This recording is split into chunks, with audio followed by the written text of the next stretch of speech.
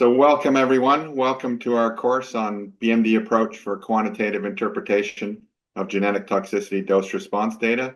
It's morning here in Ottawa. It's still dark, so good morning to those who are in my time zone. Good afternoon to those in Europe or the UK, and good evening to those in Asia. And I apologize to the people on the west coast of North America for whom it will be really, really early, 4 in the morning. So the course is this morning and tomorrow morning. And just very quickly, the objectives of the course are one, to provide an overview of the BMD approach and associated concepts, provide examples of analysis and interpretation of genetic toxicity dose response data. So we have lots of examples for in vitro and in vivo dose response data. And then tomorrow, we'll have real-time analysis of selected genetic toxicity data sets. So that we'll be using PROST, and more specifically, the web version called PROST Web. And this course, you can see I have a bunch of logos on the bottom. It's being brought to you by under the auspices of the HESI GTTC, the Genetic Toxicology Technical Committee, and you can see there are multiple people from different institutions involved in the course. So just very quickly to go over what you can expect. I'm not going to read all of this. This is the agenda for today and tomorrow. I'll just very quickly highlight that we'll start with basic concepts, definitions, advantages of the BMD approach, and data types. Then move on to BMR, benchmark response considerations, study design considerations, and software choices. This might go a bit long, so we may eat into our health break, but we have also a question and discussion period for 45 minutes at the end of today. So we'll see how things go. After the break, we'll talk about data analysis examples, the first part about continuous data, and the second part about quantal data. And then I'll review this tomorrow, but tomorrow's portion of the course will be all about real-time analysis using PROST Web, both for continuous data and quantal data. And we'll have plenty of time for questions, both at the end of today and at the end of tomorrow, questions on any part of the content. So the people who are involved in the course, I'm Paul White, I'm from Health Canada, I'm here in Ottawa, as I mentioned. There are five people in total, 4 other people who are involved in putting together this course. George Johnson from Swansea University in the United Kingdom, Andreas Zeller from Roche in Basel, Switzerland, Guangchao Chen from the RIVM in Bilthoven, the Netherlands, and RIVM is the National Institute for Public Health and the Environment, and John Wills from GSK in England. So just a couple of quick housekeeping issues. You'll notice that cameras and microphones are disabled for all the participants. It's only enabled for the speakers. You need to type questions in the Q&A box, and we'll be monitoring that. Rachel from HESI will help us to monitor that. Questions will be answered at the end of the presentation, so not during the presentations. For those of you who are interested and have colleagues who are interested, the event is being recorded, and we'll make the presentations available as PDF files. So I'm going to pass the floor over to Rachel Puglisi from HESI, who's going to talk just for a couple of minutes about HESI and the HESI GTTC. So you go ahead, Rachel. Yeah, thanks, Paul. So you can go ahead and press two more times. One more. There we go. Thank you. So for those of you who are not familiar, HESI is a nonprofit based in Washington, D.C., and we've been operating internationally for over 35 years. Our mission is to collaboratively identify and resolve global health and environmental issues through engagement from scientists from academia, government, as well as industry, and other nonprofits. Our initiatives are meant to kind of bridge research to translation. We have 4 primary topic areas that we focus on. So accurate and efficient chemical risk assessment, safe and effective medicines, environmental quality and sustainability, as well as food safety. You can go to the next slide. Again, you'll see those scientific focus areas on the left here. As Paul mentioned, today's webinar is on behalf of the HESI Genetic Toxicology Committee, which is just one of our 19 committees here at HESI. And we achieve our mission via a variety of project mechanisms, whether that be decision frameworks, coming up with data sharing or database development. We publish manuscripts, run novel experimental studies, and then host meetings, webinars, and trainings such as this. Go to the next slide. Thank you. This is my last one, just kind of a brief overview of the HESI GTTC, so you can see all of the different working groups and kind of the main topical area they fall under. Today, this one crosses a lot of themes of the different groups, but falls under the auspices of the quantitative analysis group. So the mission of GTTC is to improve the interpretation of genetic toxicology for better hazard ID as well as risk assessment, and developing strategies to assess the relevance to human health and promote the integration of new techniques and innovations into genetic toxicology testing. So that is all that I have. Just wanted to touch briefly on HESI and the GTTC before we get started. Thanks, Paul. Okay, thank you, Rachel. I'm just going to stop sharing and pass it to John Wells and George Johnson, who are going to continue and talk about basic concepts. Thanks, Paul. Just put that up on full screen and make sure. That's great. So shall I get going then, John? Is that good? Please do, George. Thank you. Excellent. Yeah, so thank you. I'm just introducing this first part of the talk and the whole session, really.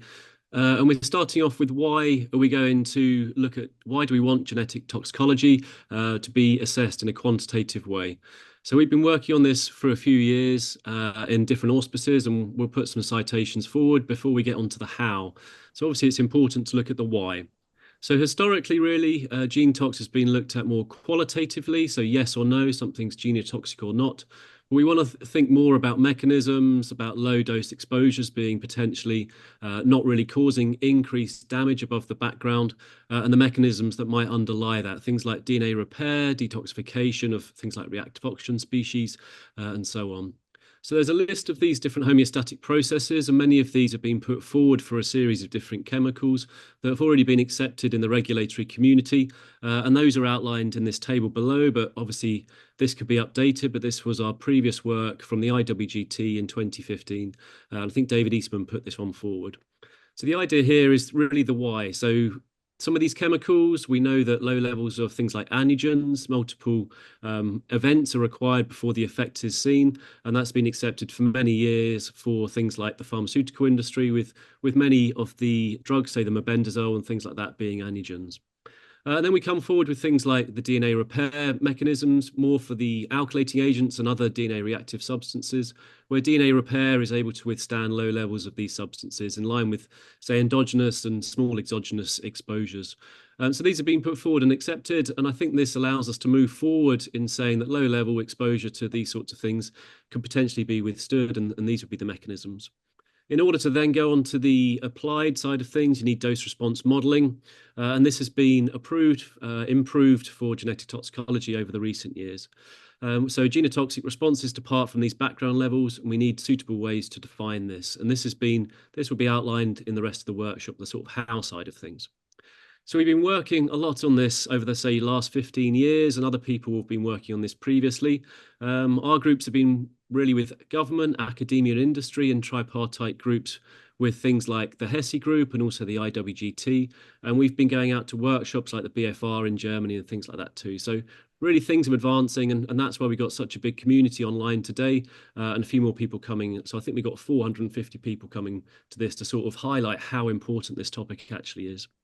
So the international community now recognises genetic toxicity as a relevant bona fide toxicological endpoint for regulatory decision making. So in itself, it can be used to protect the human population from increased risk of genetic damage, but also for areas like nitrosamines, there's links to cancer as well, mutation to cancer with potency and mechanisms. So people using it in place of those sorts of things as well. So next slide, please, John. So as I mentioned, we've been working on this for a few years, and I thought it'd be useful just to set the scene that this is just not from today. We've been working on this for many years, and here's some citations about our progress to date. So on the left-hand side, we got some HESI papers from myself and Bhaskar, the first two papers there, 2013, 2014, looking at DNA reactive substances, different dose-response modeling or pairwise testing approaches to define points of departure, and really saying this can be done, and this is how you do it. Then the IWGT groups, the McGregor papers, again, tripartite with government regulatory bodies and academia and industry, sort of saying that this is a good idea, this is how you do it, really we should start using these approaches. Because we've been working on this so hard for a few years, Along the way, there's been developments in the BMD approach, things like the covariate analysis based on the Slob and Setzer paper from 2014 and developed thereafter. And we've been publishing on this, and John will talk about this in his in the next section.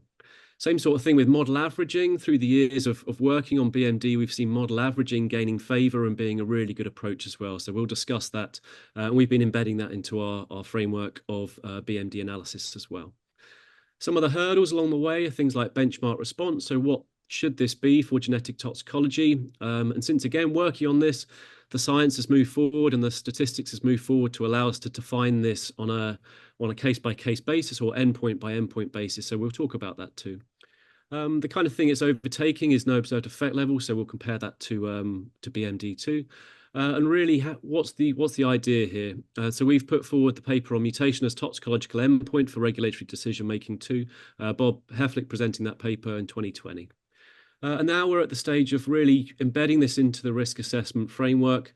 And we're publishing papers on this, the IWGT papers like Barbara Parsons' one that's just come out. We got 5 of these sorts of papers. But I think we'll stop before we get to this stage of the risk assessment side of things. We're going to stop at just this is how you do the dose response analysis. These are what the BMDs mean. And then stop at that stage. But again, we could potentially offer these sorts of workshops for the risk assessment side thereafter. So next slide, please, John. So I think this is my last slide before passing back over to John, and just sort of showing that what we've got so far in this IWGT, and we built on this from the HESI work as well, is we were comparing, so for genetic toxicology, we got the in vivo data.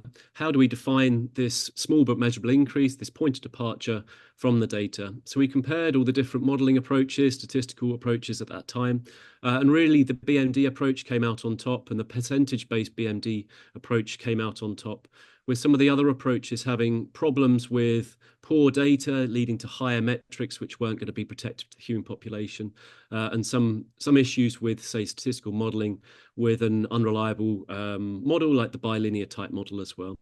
So I'm just putting these citations out there that you can go back to and read in more detail, and I won't take up any more time. I'll pass back over to John, but that's the why gene tox, why BMD, and now John will show you how. Thank you. Thanks so much, George. Good morning or afternoon, everyone. Yeah, John Wills here from autumnal England. It's an absolute pleasure to be with you all. So I want to get started with some of the key concepts that underpin BMD before handing over to Guangchao to unpack some of the specifics in more detail. So on slide 2, George mentioned that the goal for the quantitative interpretation of gene tox data is to estimate the dose associated with a departure of the response from background levels. Now, traditionally, this might be achieved using pairwise statistical testing to establish no observed and lowest observed genotoxic effect levels. So I just want to speak to that quickly here with this slide. So in this paradigm, imagine we've got some dose response data. This is a response in green for the vehicle control and then for each dose group. We effectively compare pairwise the response with each dose level against the vehicle control. So we don't leverage the data altogether, it's just pair at a time. And effectively, this allows us to define the LOGL, the lowest observed genotoxic effect level. So this is the first dose group for which the response is statistically significant. And that also then gives us the dose group immediately below that, the NOGL, the no observed genotoxic effect level. So you can see we're effectively comparing the mean responses in each of the 2 dose groups under comparison, and we're just leveraging the data in pairwise fashion. And there's something here that I think is important, and that is where the p-values are not significant. So for instance, in the NOGL level, the correct conclusion is not that the responses of these 2 groups are the same and there's no effect. It's simply that we don't have enough experimental measurements, enough replicates or animals in a dose group to define what that effect is. And I think that's important because you can imagine that most animal studies might be powered in terms of animal numbers to detect a 2-fold change, so a doubling in the response relative to untreated control. Critically, this level here is a no observed genotoxic effect level and not a no effect level. And I bring that up at the start because I think it's quite important for reconciling the benchmark dose approach with this traditional paradigm. So let's move now to consider benchmark dose modeling. So benchmark dose modeling is just nonlinear regression analysis, an approach that's used widely throughout science subjects, where effectively we use nonlinear functions to infer stuff between the empirical measurements that we have. And critically, it dispenses with no effect. As this can't be provided experimentally, we'd need an infinite number of animals to prove that there's no effect. And as I showed on the previous slide, it isn't provided by a no-go value. So with those steps in place, the BMD approach instead focuses on defining the dose that can be expected to cause some small predetermined effect size. And critically, we get this with uncertainty context in terms of a confidence interval. So let's unpack that a little further with another schematic. Dose response data here again with the vehicle control shown down here closest to the y-axis. So what is the benchmark dose approach? We start by defining our benchmark response, our small change relative to vehicle control.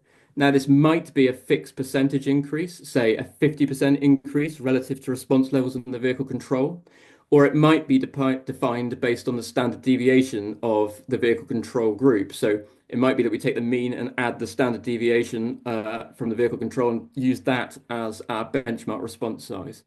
But either way, the next step is to find the best fitting model that describes these dose response data. But we're not just interested in this best fit. We're also interested in all plausible fits that could describe the data. So I'm showing these here with these dashed lines. And you can see that they span the variability that we see, say, between animals at each test concentration. So once we have that, we can interpolate from our benchmark response size to estimate from the best fitting curve a benchmark dose. So this is simply, the benchmark dose is simply our best estimate of the dose that will elicit our small effect size. But importantly, based on these range of plausible fits, we also get a confidence interval for the BMD.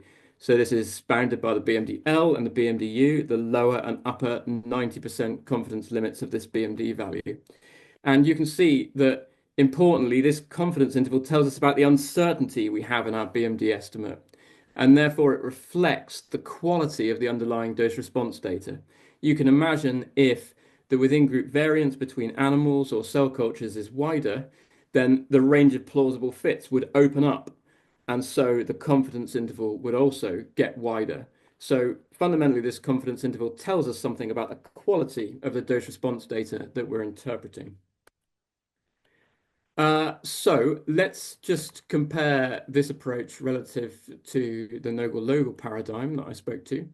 The first thing to note is that our benchmark dose is not limited to being one of the dose groups that we include in our study. You can see here it's falling between dose groups.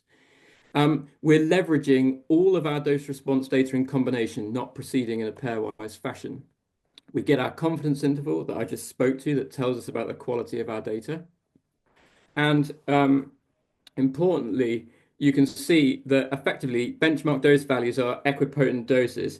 If you imagine we have many benchmark dose estimates for the same assay, but perhaps across different compounds, these are effectively all estimates of the dose for each compound that can be expected to elicit our small effect size. So on my schematic, I spoke to the setting of the benchmark response size using either a fixed percentage change or using one standard deviation of the mean plus one standard deviation in the vehicle control. So I just want to look at this in a little more detail because indeed the devil hides in the detail, and there's something here that's worth being aware of. So on the left side, consider some rather nice looking dose response data where the replicates, say, between animals are quite tight.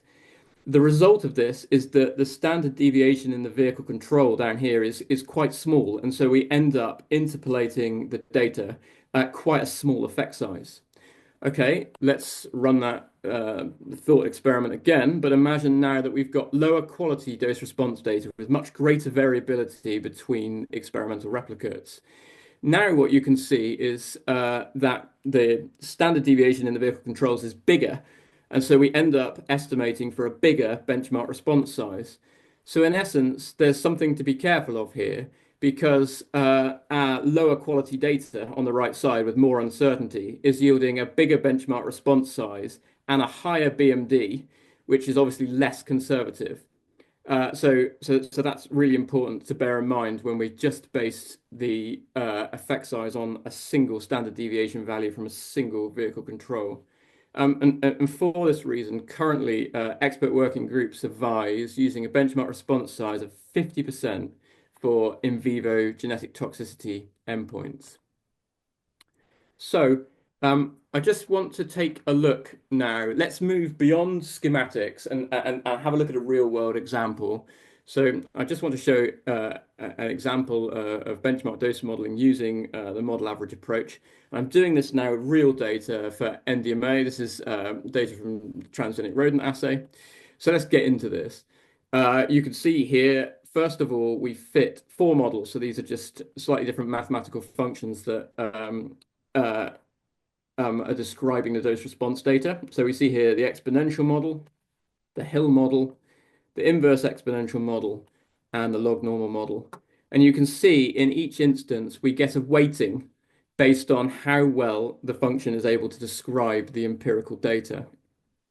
Once we've got our 4 models fitted to the data, we can then bootstrap sample from them to build up our BMD confidence interval. So over here on the right side, you see something that looks an awful lot like that schematic that I showed earlier. You can see all the plausible fits being built up over the data, and you can see the BMD estimates for each sample being built up here on the x-axis. So this gives us our 90% confidence interval, which is about 0.2 to 0.5 mg per kg per day. So what we're saying here is that if we took doses of between about 0.2 and 0.5 mg per kg and dose mutant mice for 28 days once daily, we would expect to see responses that are in line with our critical effect size. So here, a 50% increase in the mutant frequency response relative to control group levels. So this is what it looks like when we move beyond the schematic and allow it to play out real data. So on the second set of my slides, I just want to move now to talk about the advantages of combined benchmark dose modeling and the so-called combined covariate benchmark dose modeling approach. So effectively, combined benchmark dose modeling does what it says on the tin. This allows us to define multiple benchmark doses simultaneously when we have multiple dose response data sets for a shared endpoint. And we do this specifying a covariate like compound to identify the data sets of interest. So again, we see that schematically here. Imagine we've got dose response data, say, for the in vitro micronucleus test, and we've got data for 3 compounds. Everything else stays the same. We measure across from our effect size and define our BMDs and their confidence limits. Now, an important thing to note is that combined analyses are extremely powerful for enabling quantitative potency comparisons. And there's something in here which is important to be aware of, and that is that our choice of benchmark response size is not so important when our goal is to just compare potencies. So let me show you that. Let's consider BMD confidence intervals for 7 compounds. You can see the compounds down the right side here, going from the most potent to the least potent. And I'm showing these confidence intervals measured for a benchmark response size of 5%.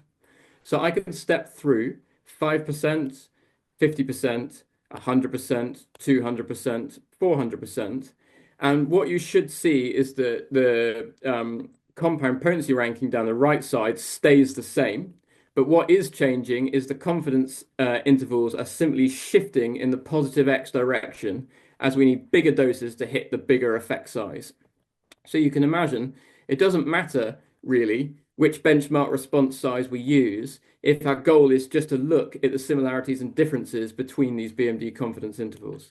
Of course, It will matter, though, if our goal is to then take one of these BMDL estimates and use it as a point of departure to set a limit dose for risk assessment purposes. So staying with potency comparisons, it's really important that we focus on looking at confidence intervals and not any single number metrics when we interpret BMD confidence interval plots like this one. And you can see why that is. You can see effectively these first two compounds have near identical dose response curves, and you can see that the confidence intervals perfectly overlap each other. So whereas our goal might be to derive a potency ranking for these 7 compounds, there just isn't enough information to know where how it is that these compounds differ in potency. The intervals just completely overlap with each other. So the most important thing here is that we should only consider compounds to have significant differences in potency where the confidence intervals show no overlap. So you can see in this instance, we've got this cluster of 4 confidence intervals over here on the left side, and these are the most potent compounds. And then we step across to this cluster of 2 here, and then finally we've got this we've got the single confidence interval here on the right side. So effectively, we might want to know the potency order of these 7 compounds, but we've only sufficient information really to break these into 3 clusters. At the same time, we get context on just how similar these are. So you can see the blue lines encompassing this first set of compounds span about 0.6 log units, or a factor of 4 on original scales. And you can see over on this side that whereas we can conclude that this compound Albox is less potent than Ben or Carb because it doesn't have an overlapping confidence interval, that significant difference is small.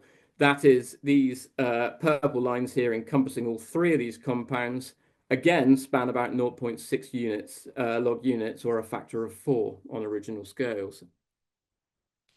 So when we fit a benchmark dose model to continuous response data, we estimate 4 parameters.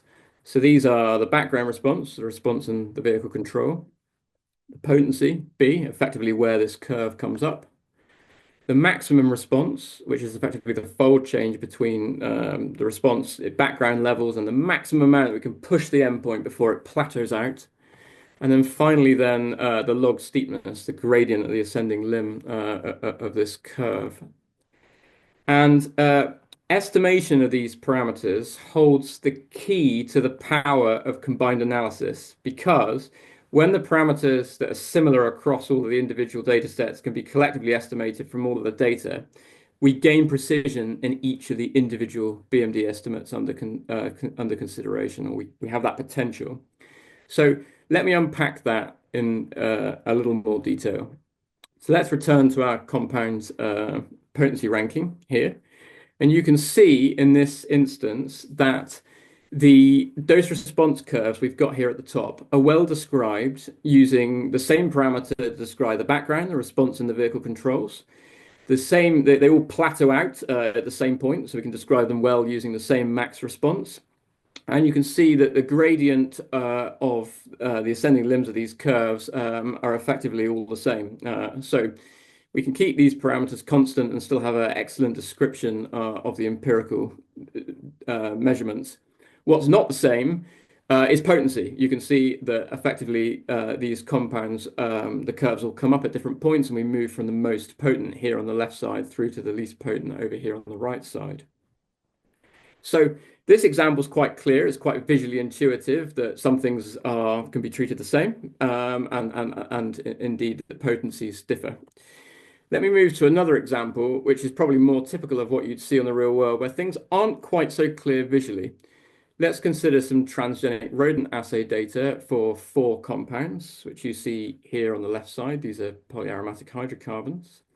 And in this instance, the dose response models have been fitted using independent parameters for each compound for potency and background, but constant parameters for the log steepness and maximum response. Now, these constant parameters, log steepness and max response, are typically called the shape parameters. So how does this make sense? How can I say that these curves over here on the left side have the same shape? That doesn't feel visually intuitive at all like it did on the previous slide, particularly for this blue curve, which seems quite different from the other set. And of course, the critical thing to bear in mind here is now we have individual estimates for each of the background parameters, one for each compound. So if I normalize for the differences in background response, you can see that these curves have indeed the same shape, the same steepness, and they plateau out at the same point, and they describe the dose response data very well. So oftentimes in the real world, this is what we see when we plot out the data. And these similarities in terms of conserved shape are masked because of differences in the specific background estimates. Okay, so I've tried to convince you that the curves for those dose response data have the same shape. So what? Well, we have a significant advantage here because we're able to estimate these shared parameters from all of the data in combination. So let me just show you the effect of that. Here we have independent analyses carried out one at a time for each compound, so not a combined analysis. And you can see the BMD confidence intervals for the 4 compounds, some of which are quite wide and span very many orders of magnitude. Let's now repeat that exact same process, but using a combined modeling approach where all of the data are fitted simultaneously. And now we estimate our C and D parameters from all of these data points in combination. And this is the resultant confidence intervals that we get. So you can see that they are much, much smaller than they over here on the left side, because fundamentally here on the right side, all of the data are contributing information to any of the individual curves under comparison. So this is the real power and potential of combined benchmark dose modeling.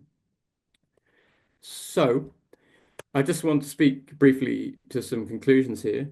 George showed us that the benchmark dose approach represents the most robust way to define point of departure metrics from genetic toxicity dose response data, and there's a body of work spanning many years that really backs that. And we saw that compared with the traditional pairwise statistical testing approach, the benchmark dose is not so dependent on the study design. That is, it's not limited to being one of the dose groups utilized. So we've got a lot more precision in terms of pinning down our point of departure. I showed that benchmark dose modeling provides estimates with uncertainty context of this dose, which is going to cause some negligible small effect size.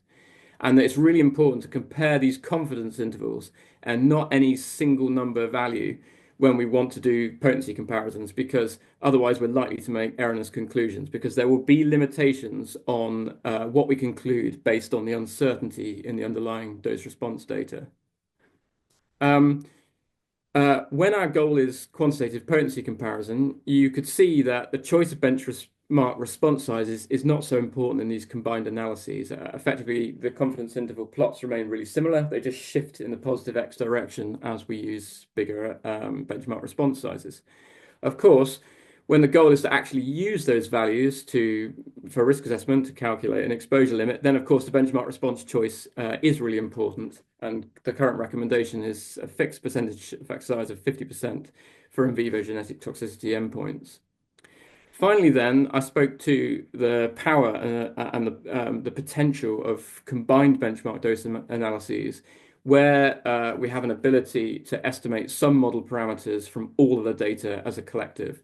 And you could see in that last example that potentially this has 3R's consequences, because effectively it says that by harnessing all of the data available for an endpoint, we have an ability to improve BMD precision. In short, improved BMD precision is obtainable from the same number of animals, or perhaps equal BMD precision might be obtainable using fewer animals. Thanks very much.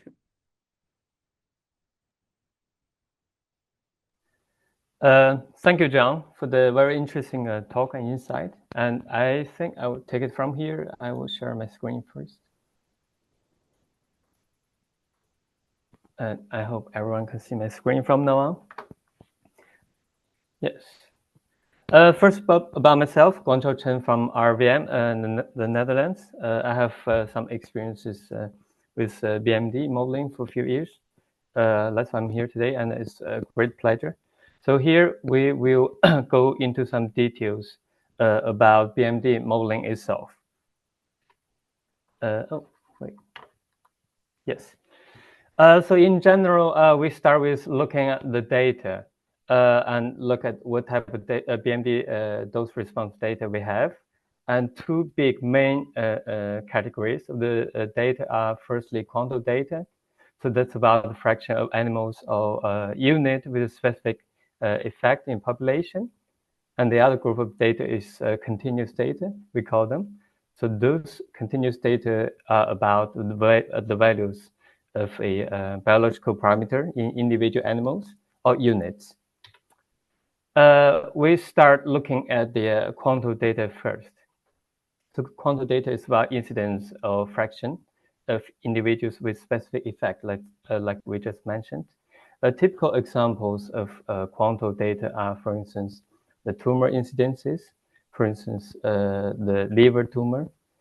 Another example is in pathology. A lot of times the effects can be reported as, for instance, a mild effect, moderate effect, or severe effect.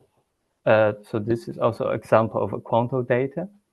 For the BMD modeling, the requirement of the data include the number of animals or test units with the specific effect. And meanwhile, the information on the group size is also needed. We also start with looking at the general steps to perform BMD modeling. So the first step is to specify what type of dose response data we have. And in this case, we have quantum data. And the second step would be to specify your benchmark response, the BMR. So that is a change in response which is considered as non-adverse or acceptable in risk assessment. And the third step is to select models, and you fit the model to the data, and then you derive the BMD confidence interval. So those are the general steps. And I would like to add that due to the use of model averaging approach, like John just mentioned, the selection of candidate models becoming less and less relevant. And we will take a look as well at this part. A figure to illustrate the steps of BMD modeling, just to have a better understanding. So we need to specify the BMR, and for the quantum, it's about how much increase in the tumor incidence, which is acceptable in the sense of risk assessment and risk management. And then we select the model, and we feed the model to the data you have, and then we derive a BMD confidence interval. So those are the general steps. So the first very important thing for BMD analysis is to know what is a suitable BMR for your analysis. And this question comes with two different aspects. The first aspect, when you decide your BMR, is the matrix of the BMR, or how would you like to define your BMR? For instance, for quantum data, there are a few different ways to define the BMR. For instance, there are additional risk, which is the incidence at a certain dose, meaning the incidence at the dose 0, the background incidence. There are also another matrix called actual risk. So actual risk is basically additional risk divided by the non-affected fraction of the population. And if you don't understand well what is non-affected fraction of the population, it's basically just 100% means the incidence of dose 0, the background incidence. For instance, if there's 5% background incidence, then the non-affected fraction would be 100 minus 5, which is 95%. Yeah. And another matrix to express the BMR is the ED50. So ED50 is the dose at which the average individual has the effect. Or in other words, of 50% of the individuals at the unit will have the effect. So those are about the matrix of the BMR. How do you define the BMR? The next question would be, what is a suitable value for your BMR? right now, so we take actual risk as one example because actual risk is commonly recommended in the official guidelines.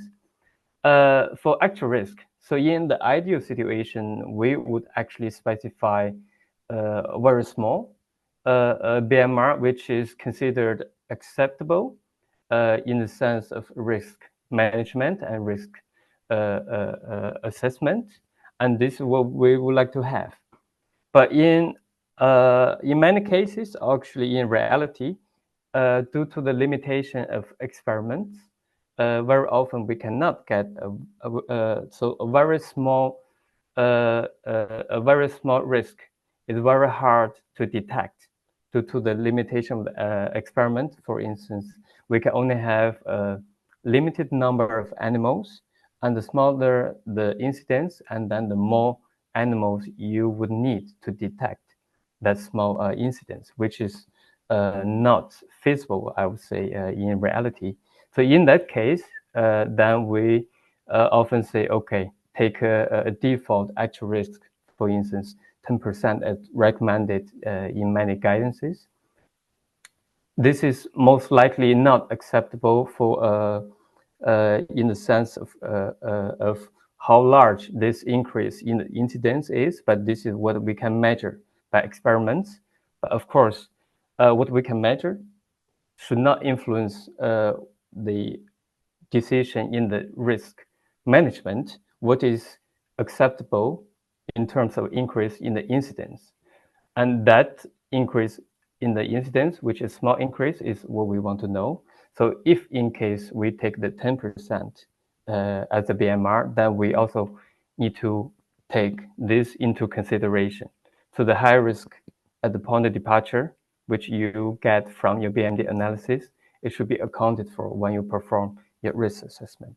So it should be good to keep this in mind.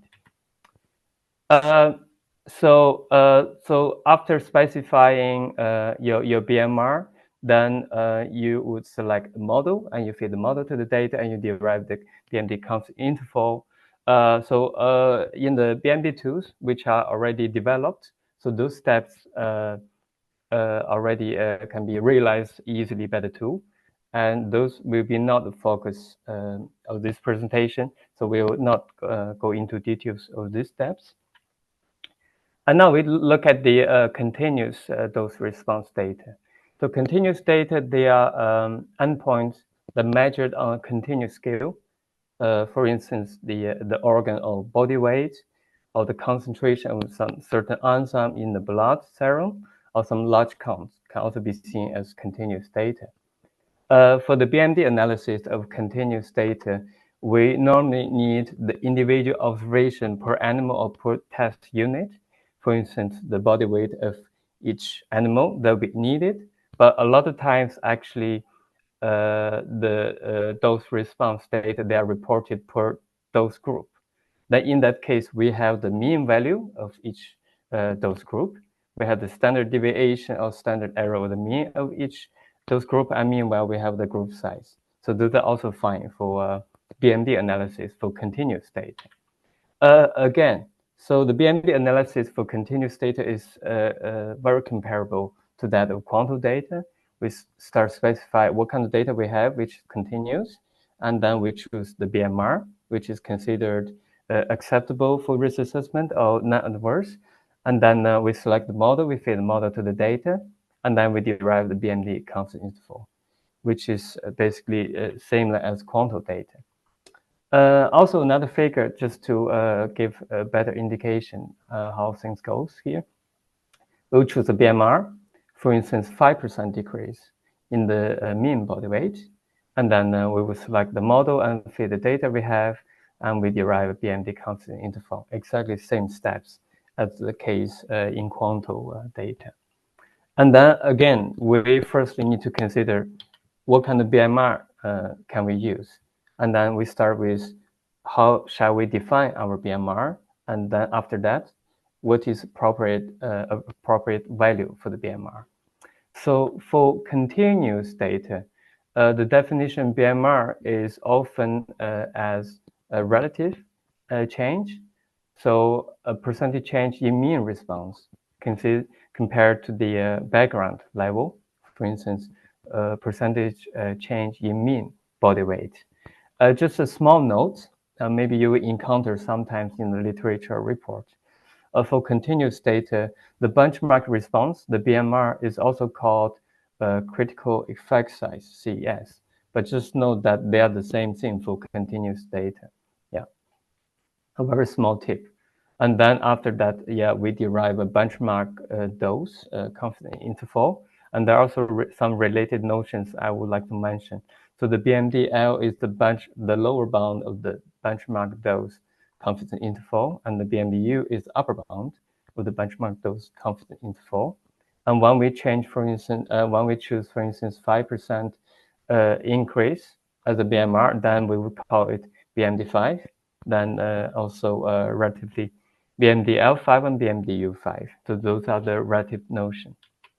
As for the value of the BMR, in the ideal situation, we would use endpoint-specific BMR, so above which the change is considered adverse with some biological or toxicological knowledge. For instance, George already mentioned, for in vivo genotoxicity endpoint, there are already a lot of study show that 5% change is a suitable BMR for in vivo genotoxicity. And this 50%, this 50% BMR is also recommended by the expert working group, including HESI GTTC. So that's the ideal situation if you get the BMR specifically for that endpoint. But a lot of cases, actually, this knowledge is not available. And in that case, according to some guidance, we would just choose a default, a very small BMR. For instance, according to EFSA, you would use 5%, or according to US EPA, then you would use 10%. If expert judgment, expert decision is also available, that would be also ideal for this kind of situation. So that's all about the BMD analysis, the general steps for quantum and for continuous analysis. And then we did mention that because of the use of model averaging, selection of candidate models, it becomes less and less relevant. So here we look at a bit more details about this part, what model averaging is and what exactly it's about. Here just to just show you some information in case in the future you encounter model averaging and you need to fall back to our slides just for that kind of purposes. So the idea of including model averaging is to account for model uncertainty. So what is model uncertainty? Basically, it means that when you fit the model to the data, different models may give you different fit. So this is a simple way to put it. But then one thing we need to pay attention is that you can imagine when your dose response data is pretty good, so the trend is pretty clear, all the model you use would give you actually similar answer. And then when the data is less ideal, it's not so informative about your dose and response relationship, then different models may have some rooms to have their own interpretation. So eventually, the model uncertainty would also fall back to the data problem issues. So that's the idea. Another thing about model averaging, what does it mean? So in the model averaging, individual model results, they will be combined by weight. And this weight is determined by how well the model fit the data. So basically, the better the model describes the data, the higher the weight that model gets. And this weight, they are often defined in terms of the AIC index. For instance, you can find this more detailed description in the EFSA 2017 guidance. Just to give you a general idea, how this model averaging works. For instance, now we have two models, model 1 and model 2. Each model gets different weight, 0.7, 0.3. And then for certain dose, model 1 has a response of 28, model 2 has a response of 24. Then you would just actually multiply this response with the weight and this response with the weight and sum them up together, then you get your average model here. So here when we say model averaging, we're talking about averaging the response. There nothing happens with the dose. So this is one point of attention. So general steps, just to give you an idea, how does it work exactly in reality? So we start with fit a set of models to the experimental data. And after that, we will calculate the average model based on the weight, as we just described. And then based on this average model, which is calculated, we'll sample a large number of data sets.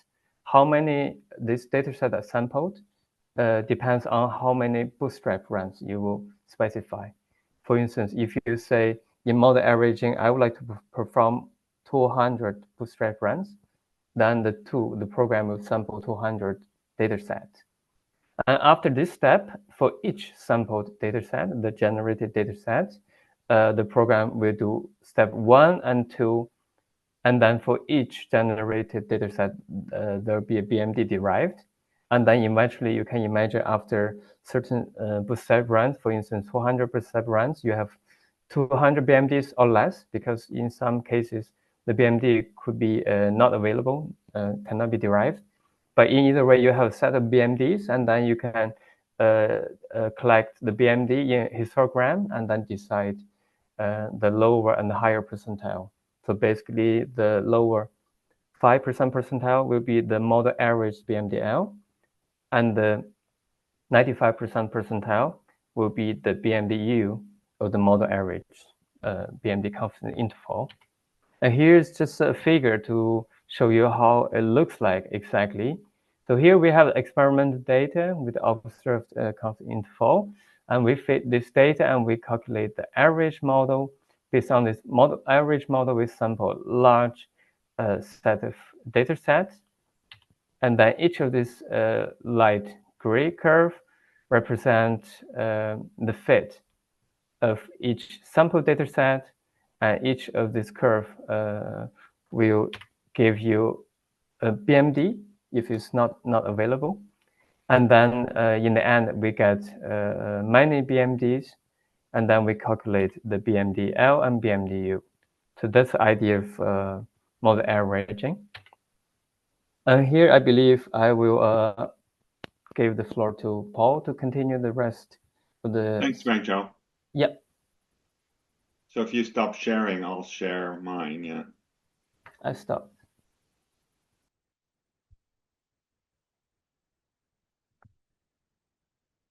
Oh, there we go.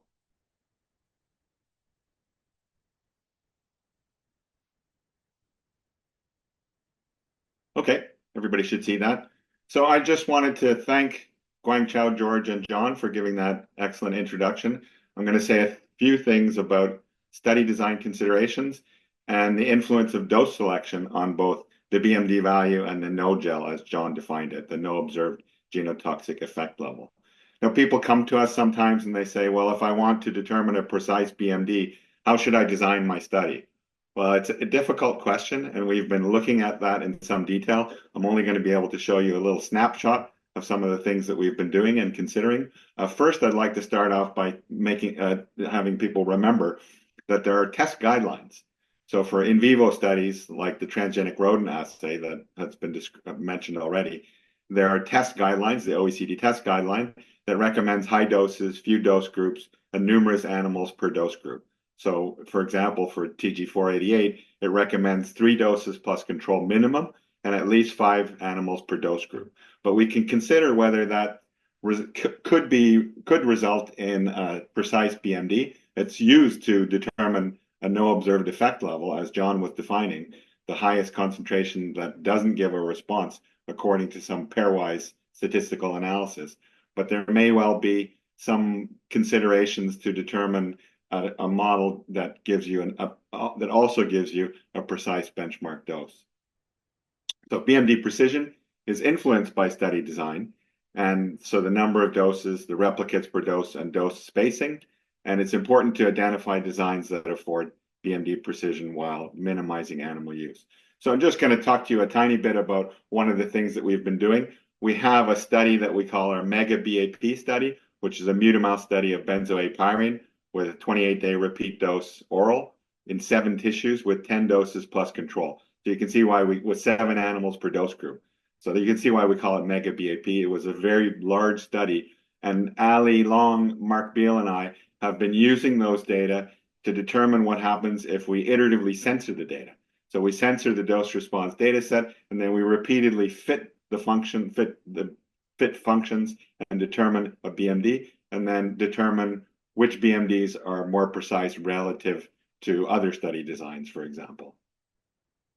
So we've done that, and I'm not going to go into it in any detail, but just some key messages. We found that the traditional study designs, such as those that involve few dose groups and more replicates per dose group, had relatively, and I emphasize relatively, poor BMD precision. So it may give you a fairly precise BMD in terms of the ratio between the BMDL and the BMDU, but there are models that give you a more precise BMD. And what we found is that when you distribute your animals into more dose groups, so the same or fewer animals distributed across more dose groups generated more precise BMDs. So although this is not necessarily a guideline compliant study design, we found that, for example, 7 dose groups with only 3 animals per group actually gave a very precise BMD, almost as precise as the full model, which included 10 doses plus control. And also what's important here, and Wout emphasizes this in some of his papers, that when you have a lot of dose groups, you minimize the risk of unfortunate dose placement, which could adversely affect your ability to determine a no-gel. So the results imply that the distribution of replicates across more appropriately spaced dose groups is a better use of experimental samples. And this is consistent with the small literature on this topic. So we're currently writing a paper we're writing up all these results, and we've reviewed the literature in quite a lot of detail, and there are some studies that have come to the same conclusion. So for an in vivo study, if it's necessary to do something like a 4x5 or a 4x6 design, because the goal is to be guideline compliant, it's important to recognize that dose selection is critical for obtaining effective BMDs. And also for obtaining a no-gel, if that's what is desired, although as John mentioned and George mentioned, we certainly advocate the use of the more robust BMD approach. One of the things I just wanted to mention is that within the HESI GTTC, there's the MGRA working group, the mechanism-based risk assessment group, and also there's a subgroup, I guess you could call it, the nitrosamine subgroup of that working group. And they've been looking at options for study designs for looking at nitrosamines using, for example, a transgenic rodent model. And they're advocating minimum of 5 doses plus control with 5 animals per dose. So considerably more animals, well, somewhat more animals than are recommended as a minimum for the to be test guideline compliant, with the dose spacing covering low, medium, and high responses, and BMD modeling conducted using PROST, which you'll see in more detail tomorrow, to determine a BMDL50. So I know we're getting a bit pressed on time. We expected that this section might run a bit long. We'll eat into our break a little bit, and importantly, we have 45 minutes at the end of today for questions and answers.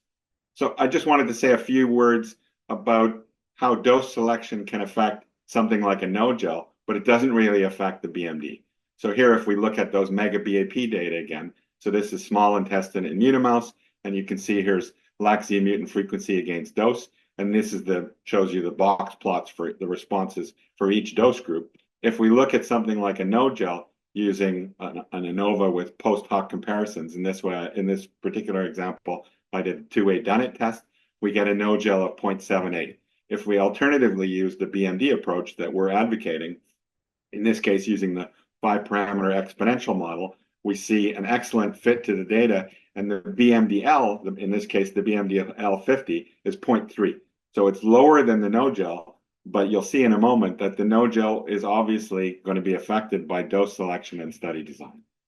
So if we were to, and we could do this iteratively with however many doses we want to censor the data set.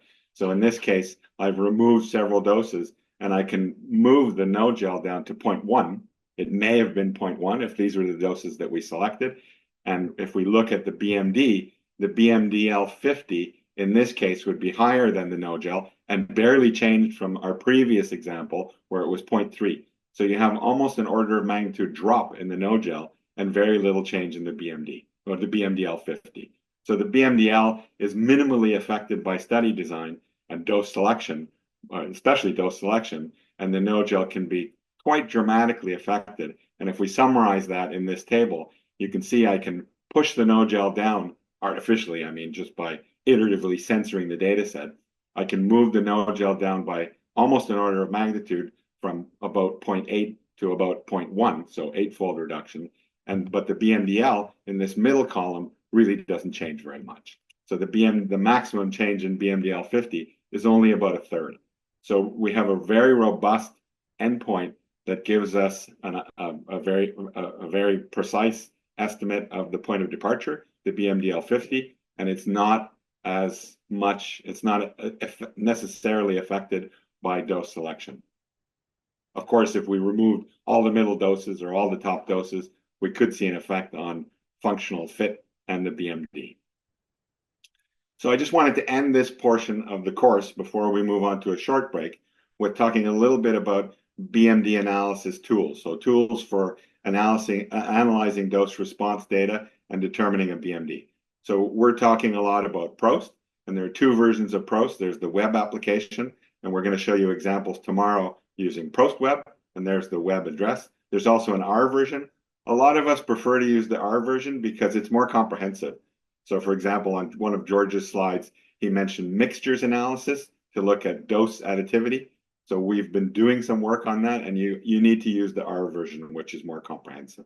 There are also some EFSA tools, the European Food Safety Authority, and you can see the web addresses here, both for their BMD tool and their standard BMD tool and their Bayesian BMD tool. There are a number of other tools. The US government has produced several tools. I mean, some of you will certainly be familiar with BMDS, the benchmark dose tools. There are now 2 versions available. I think the latest version is 3.3, and it's available both online and in a Microsoft Excel version. There's also BMD Express, which I believe is managed by the National Institute of Environmental Health Science in the US, and that's for BMD analysis of gene expression data. More recently, there's Toxic R. This is an R-based version of, I guess you could call it an analysis pipeline to determine BMD values for compound batches. So you can develop a custom pipeline in R, in the R programming environment, to analyze batches of data across, for example, many chemicals. And lastly, there's also a newer Bayesian benchmark dose modeling tool that's been put forward by Indiana University. So that's all for this section of the course. We'll break there. We'll need some time to go over the examples in the next part of the course, and we'll break until, I think it's 5 after 8 now in my time zone. So we'll break until 8:15. So see you all at 8:15, or 8:15 in my time zone here in Ottawa. Thank you.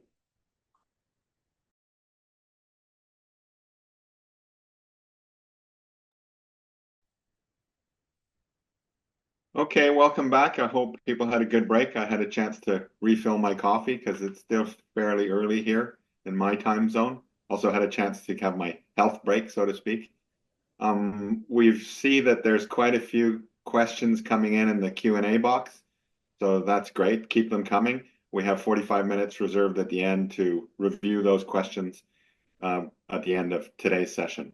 So right now we're going to move on to the next section on dose response analysis examples, starting off with continuous data, and I'll pass it on to John Wells. Thank you, John.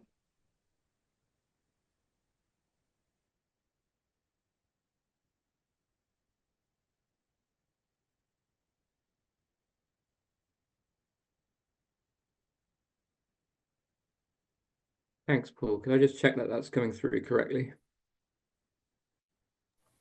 Yep. Yes. Yep. Thanks. So welcome back, everyone, to the first session on data analysis. So what we want to do here is focus on demonstrating applications of BMD-derived potency rankings for continuous endpoints. And if you recall, in Guangchao's section, He defined continuous data as, response data in individual animal units. So we might think about blood micronucleus frequencies in individual rats, for example, as opposed to quantal data, which will come in the second part of this, where, we're talking about a fraction of animals with a specific effect in a population. So you might think about the cancer rodent cancer bioassay, where perhaps 5 out of 50 animals are tumor bearing. Okay, so if I may, I'm just going to start with a few slides of recap just to make sure, because there's quite a lot of information today, and just to make sure that anyone who's joined us for this session is up to speed. So, as you recall, with our benchmark dose modeling approach, we're interested in estimating the dose that's going to cause some small effect size. So you can see here, we define this benchmark response size. We interpolate fitted model curves to our data, and from the best fitting model curve, we get our BMD. So our BMD is simply our best estimate of the dose most likely to elicit our benchmark response size. But based on the variation between animals or cell culture replicates, we also have wide-ranging plausible fits here. And the BMD confidence interval, bounded by the BMD-L and the BMD-U, the lower and upper 90% confidence limit, the BMD speaks to this. So this is just a quick recap from my first session earlier of how the BMD works. And I mentioned that we can think about, when we have multiple BMDs, say for different compounds for the same assay type, we can think about BMDs in terms of equipotent doses. And it's really, this is the key to enabling quantitative potency analyses.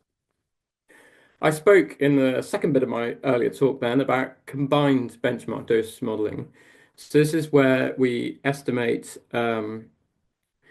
BMDs, multiple BMDs simultaneously using a covariate such as compound, but it could be strain, and we'll see lots of different examples as this session unfolds. So we see that schematically here with lots of data sets for different three data sets for different compounds in this particular example. And I spoke to the fact that when we fit our benchmark dose models, we're for continuous endpoints, we're estimating A, the response in the vehicle control, B, the potency, effectively where this dose response comes up. You can imagine if it came up here, then it would be more potent.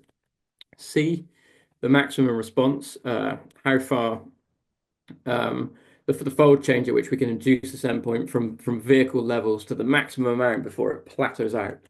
And finally then D, the log steepness or the gradient of the ascending limb of this curve. And the important thing about combined analyses is that wherever our model parameters for the individual curves that are under consideration are similar, we can collectively estimate those parameters from all of the dose response data in combination. And this can give us that improvement in precision for each individual BMD estimate under consideration.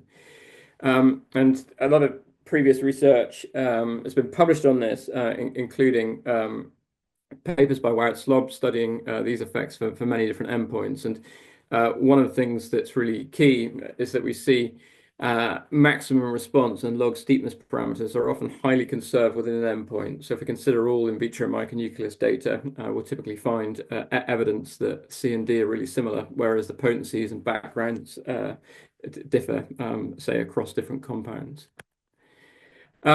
So finally, by way of recap, I spoke earlier to the fact that the benchmark response choice is not so important when our goal is potency comparison.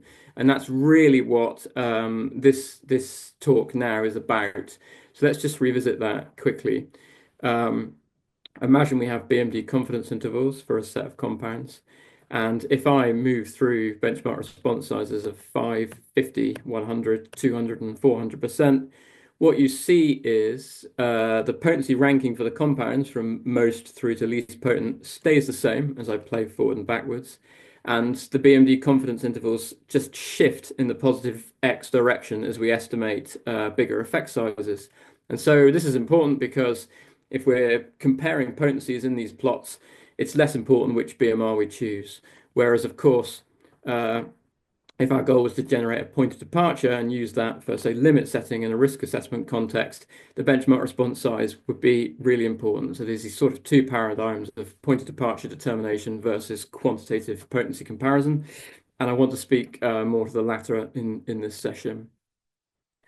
So in the next slides, we're going to share some examples showing applications of these quantitative potency determinations. So typically, these are meta-analyses based on data from the published literature, and have we've drawn on those data, and most of them have then been published again in papers demonstrating these approaches by us and other authors. I think it's just important to say before jumping into these that somewhat inevitably, these examples, as we pulled them together for the workshop, they've been conducted and compiled over quite a wide time period. So some use the full four-model averaging approach that I spoke to earlier, whereas some just use the exponential and Hill model. So we'll try to speak to that as we go along, but the underlying concept is exactly the same. I think what we really want to show here is I think these analyses collectively, we've got some in vitro examples and some in vivo examples, show how benchmark dose modeling is a really powerful tool to extract information from dose response relationships and to enable powerful comparisons where, importantly, we take into account that uncertainty context based on the quality of the underlying data. Okay, so let's get into this. I'll lead on a few in vitro examples before handing over to Paul to speak to some in vivo examples. So earlier, I showed this compound potency ranking example. It might be that we want to understand the similarities and differences in potencies for a set of compounds for a shared endpoint. So here, the micronucleus test. And you can see the dose response data at the top and then the BMD confidence intervals at the bottom. So there are a few things here that are critical. One is we should only consider compounds significantly different in potency where the BMD confidence intervals don't overlap. And so whereas we might want to know about the difference in potencies for these 7 compounds, we don't have enough information to know for sure how some of the potencies differ. In effect, you can see that there are 3 clusters here. There's this set of confidence intervals on the left, which overlap for these first 4 dose response curves here, which are quite similar. Then there's another 2 compounds which are very close in potency. That's the blue and the green curves above, followed then by one which is significantly different, but not by a huge margin, established by this non-overlapping confidence interval here, which is these red data. So visualizing confidence intervals in this way can allow us to make robust interpretations of potency data. We can sort of potency landscape different compounds. And you can imagine this might be really useful to support read-across purposes or for data gap filling. We really get a handle on the basis of the data available to us, the similarities and differences in potency. And we can rank compounds in a really robust way. Okay, so on a earlier paper that I published with Paul and George, we also spoke to how quantitative potency estimations can help support mode of action determinations. And I just want to show that with a simple example here. So in this example, we're considering responses to 2 azo dyes, Sudan-1 and para-red. And importantly, these compounds are being exposed to cell lines with different endogenous metabolic competencies. And you can see here, as I spoke to earlier, there's just modeling results being carried out using the exponential model family and the Hill model family. You can see that when we plot the confidence intervals, the top one's the exponential, the bottom's the Hill. Actually, it doesn't really matter whether we're using exponential or Hill models in this instance. The confidence intervals are overlapping in each instance, but it's just an older analysis where we're showing the responses for each individual model family here, as opposed to combining them in the model average approach. But basically, the important thing to note here is that MCL5 cell line expresses 5 human drug metabolizing enzymes. So these are CYP1A1, 1A2, 2A6, 2E1, and 3A4 they're absent in the parental cell line AHH1. And what you can see in each instance is if we consider the quantitative potency determinations for para-red and AHH1, we get a significant increase in potency when we then carry out the same experiment in the MCL5 cells where we've got this metabolic activation of the compounds. And the same is true for SUDAM1 if we compare the BMD confidence intervals here in the parental cell line, and we see again that increase in potency when we move into the MCL5 cell line. So this the quantitative potency determinations here allow us to visualize and certainly for the case of para-red, identify that this is a statistically significant effect established by these non-overlapping confidence intervals. So the final in vitro example that I want to show, which also is drawing on exponential and Hill model fits, speaks to the impact of exposure duration. So here we're looking at topoisomerase 2 inhibition by etoposide and how it causes concentration and time-dependent chromosome damage. So this is data taken from Lynch 2003. And importantly, the original authors were not able to successfully employ bilinear dose-response modeling to evaluate the time dependency, as the data didn't exhibit bilinear responses. BMD modeling, however, does allow us to start unpicking these relationships. You can see as we use exposure duration as a covariate in this modeling, you can see as we move from 1 hour through to 12 hours, you can see that the potencies continue to increase with increasing exposure duration. And we can see that if we compare the data from 1 hour, 12 hour, we shift by about 1.2 log units, or a factor of about 16 on original scale. So again, we start to get a quantitative feel. We can put numbers to these increasing in potencies with increasing exposure duration. Okay, I'm just going to pause there and hand over to Paul. Thanks. Thank you, John. I'm just going to share my screen here.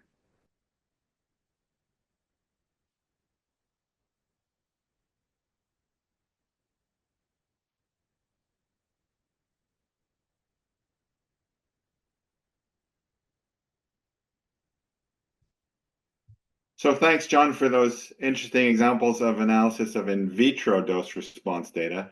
I'm just going to walk people through some examples, or walk the audience through some examples of analysis of in vivo dose response data. And like John mentioned, a lot of these use the combined covariate approach, and a lot of them, or all of them, I think, are based on or are meta-analyses of existing dose response data. And we've analyzed those data in order to address some questions like effect of treatment duration, effect of knockout in DNA repair, effect of sub-study, etc. And you'll see in a moment more details about these examples.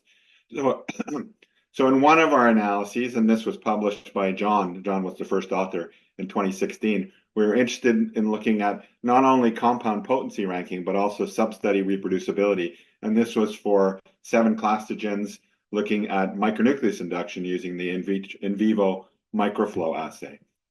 And these are the data showing percent micronucleated reticulocytes against dose.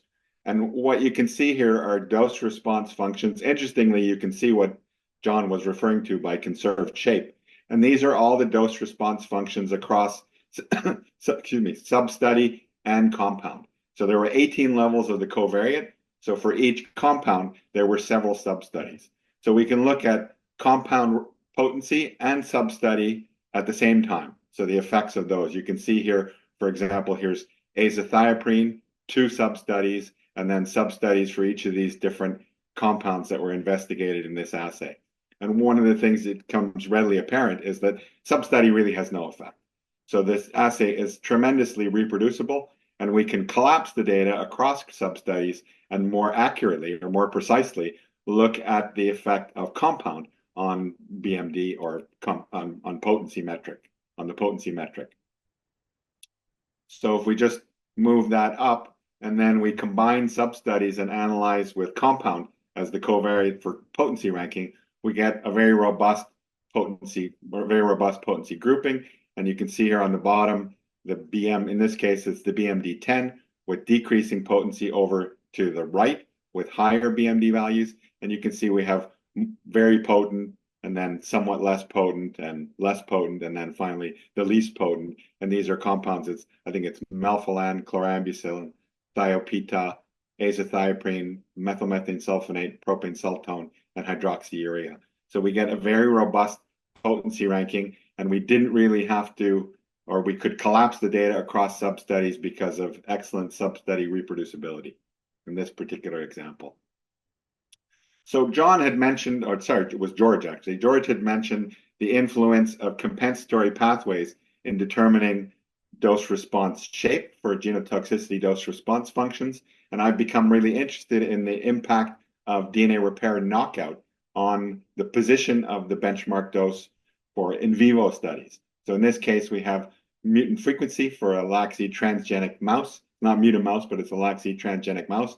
And this is skin data for mice that are exposed to UVB. And what we can see is that you have a robust response with a fairly high BMD relative for animals that are proficient in error-prone repair or translesion synthesis. So those are polymerase eta proficient. And then when we remove or knock out polymerase eta and we have polymerase eta deficient animals, you can see the function now moves over to the left, and we have a much lower BMD, so the animals are much more sensitive. You can see here on the side here, this is the printout that you get from Prost, and you can see CED, I don't know if we mentioned this, but that's the critical effect dose. It's essentially the BMD, but it's just different nomenclature, with CES being critical effect size, which is the same as benchmark response. And you can see here I mentioned POL-H. POL-H is that's the gene that codes for polymerase eta. So if we array those BMDs in this fashion, like John's been showing, with from higher to moving to lower, more sensitive, BMD values that are much lower, and the result is a more sensitive response. You can see the difference in responses for POL-eta proficient, the POL-eta heterozygote, and finally the POL-eta deficient with the lowest benchmark dose, because the animals are much more sensitive, because their ability to repair the damage has been reduced by knocking out translesion synthesis. So one of the potency comparisons that we've been looking at very recently is with data from the literature is comparisons for different types of N-nitrosamines.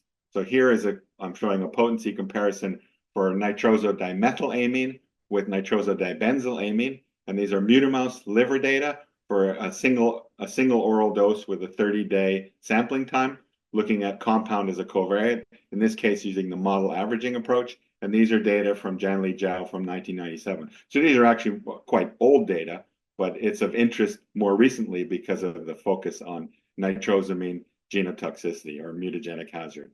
So here we have laxi mutant frequency against dose, and you can see right here that obviously one compound is far more potent than the other. And if we look at the data in this fashion, like John has been showing for these BMD comparison plots, we can see that the nitrosodibenzylamine is far less potent, has a far higher benchmark dose value than the nitrosodimethylamine. And the difference is, you can see on the bottom here, it's about 2 orders of magnitude. So nitrosodimethylamine is about 100 times more potent, or the dibenzylamine is 100 times less potent. So yeah, if you look at them mathematically, you can see that the nitrosodibenzylamine is about 67 to 126 times less potent than NDMA. So that's of course important from a hazard assessment point of view for people who are interested in the hazard of these different compounds in different types of, for example, in different types of therapeutic products if they exist as impurities. So another example where we've been interested in using the combined covariate approach, this is looking at the effect of transgenic rodent assay variant on the mutagenic potency of NDEA, nitrosodiethylamine, and for different TGR assay variants, transgenic rodent assay variants, the big blue rat, the big blue mouse, those are both C2 locus analyses, and also the GPT delta Fisher 344 rat and the Sprague-Dawley GPT delta assay. So again, looking at TGR variant as a covariate. So you can see log mutant frequency against log dose of NDA, and you can immediately notice that some of the values are much, much lower than the others. So for the GPT delta model, the mutant frequency values are quite a bit lower, but that doesn't mean the substance is less potent in that particular assay system than, for example, the big blue models.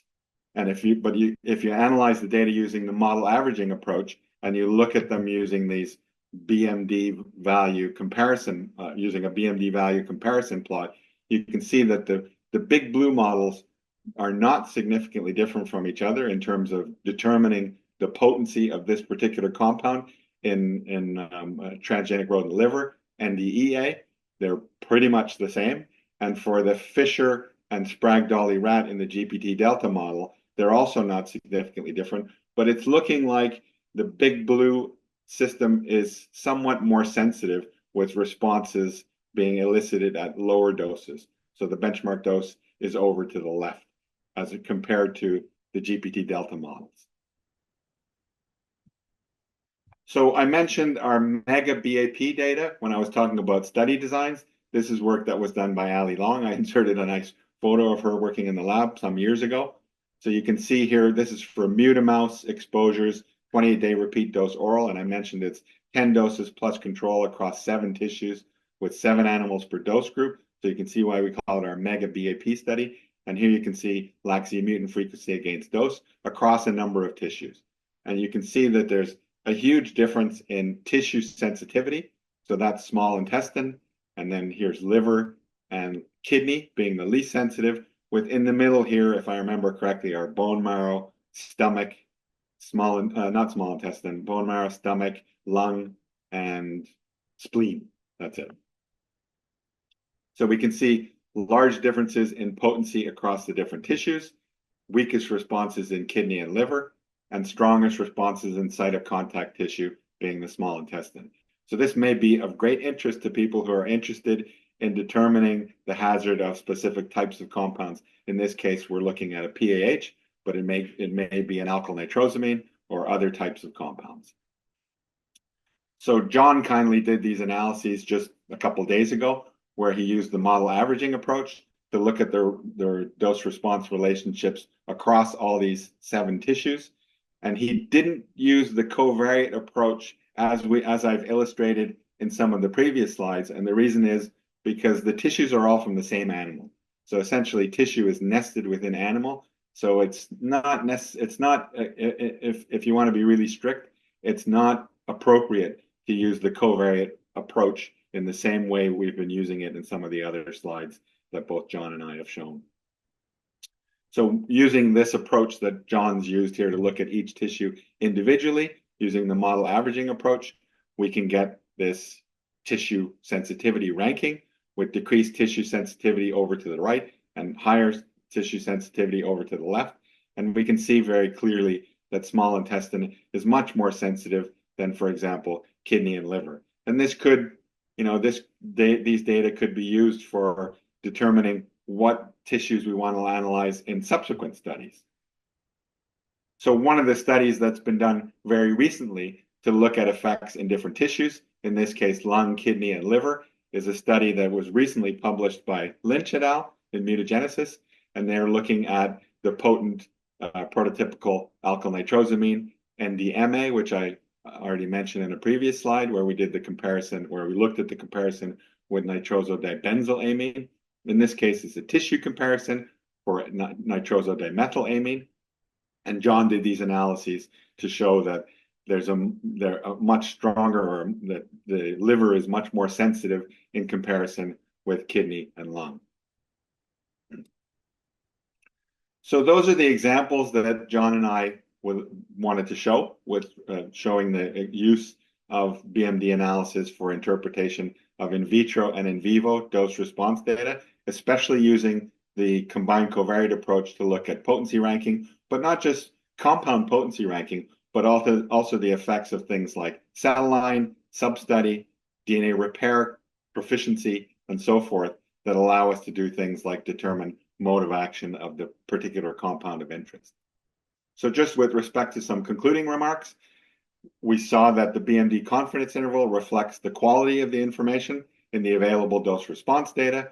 So within group variation, response magnitude across the tested dose ranges, etc. The dose range.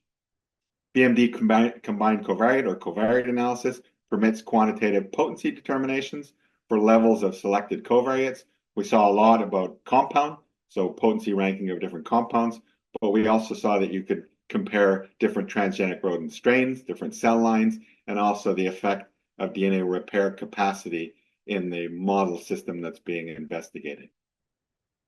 The confidence interval plots ranked by midpoint, and we showed you a lot of those, provide a visually intuitive tool, or is a visual intuitive tool for assessing the effect of covariates on the benchmark dose.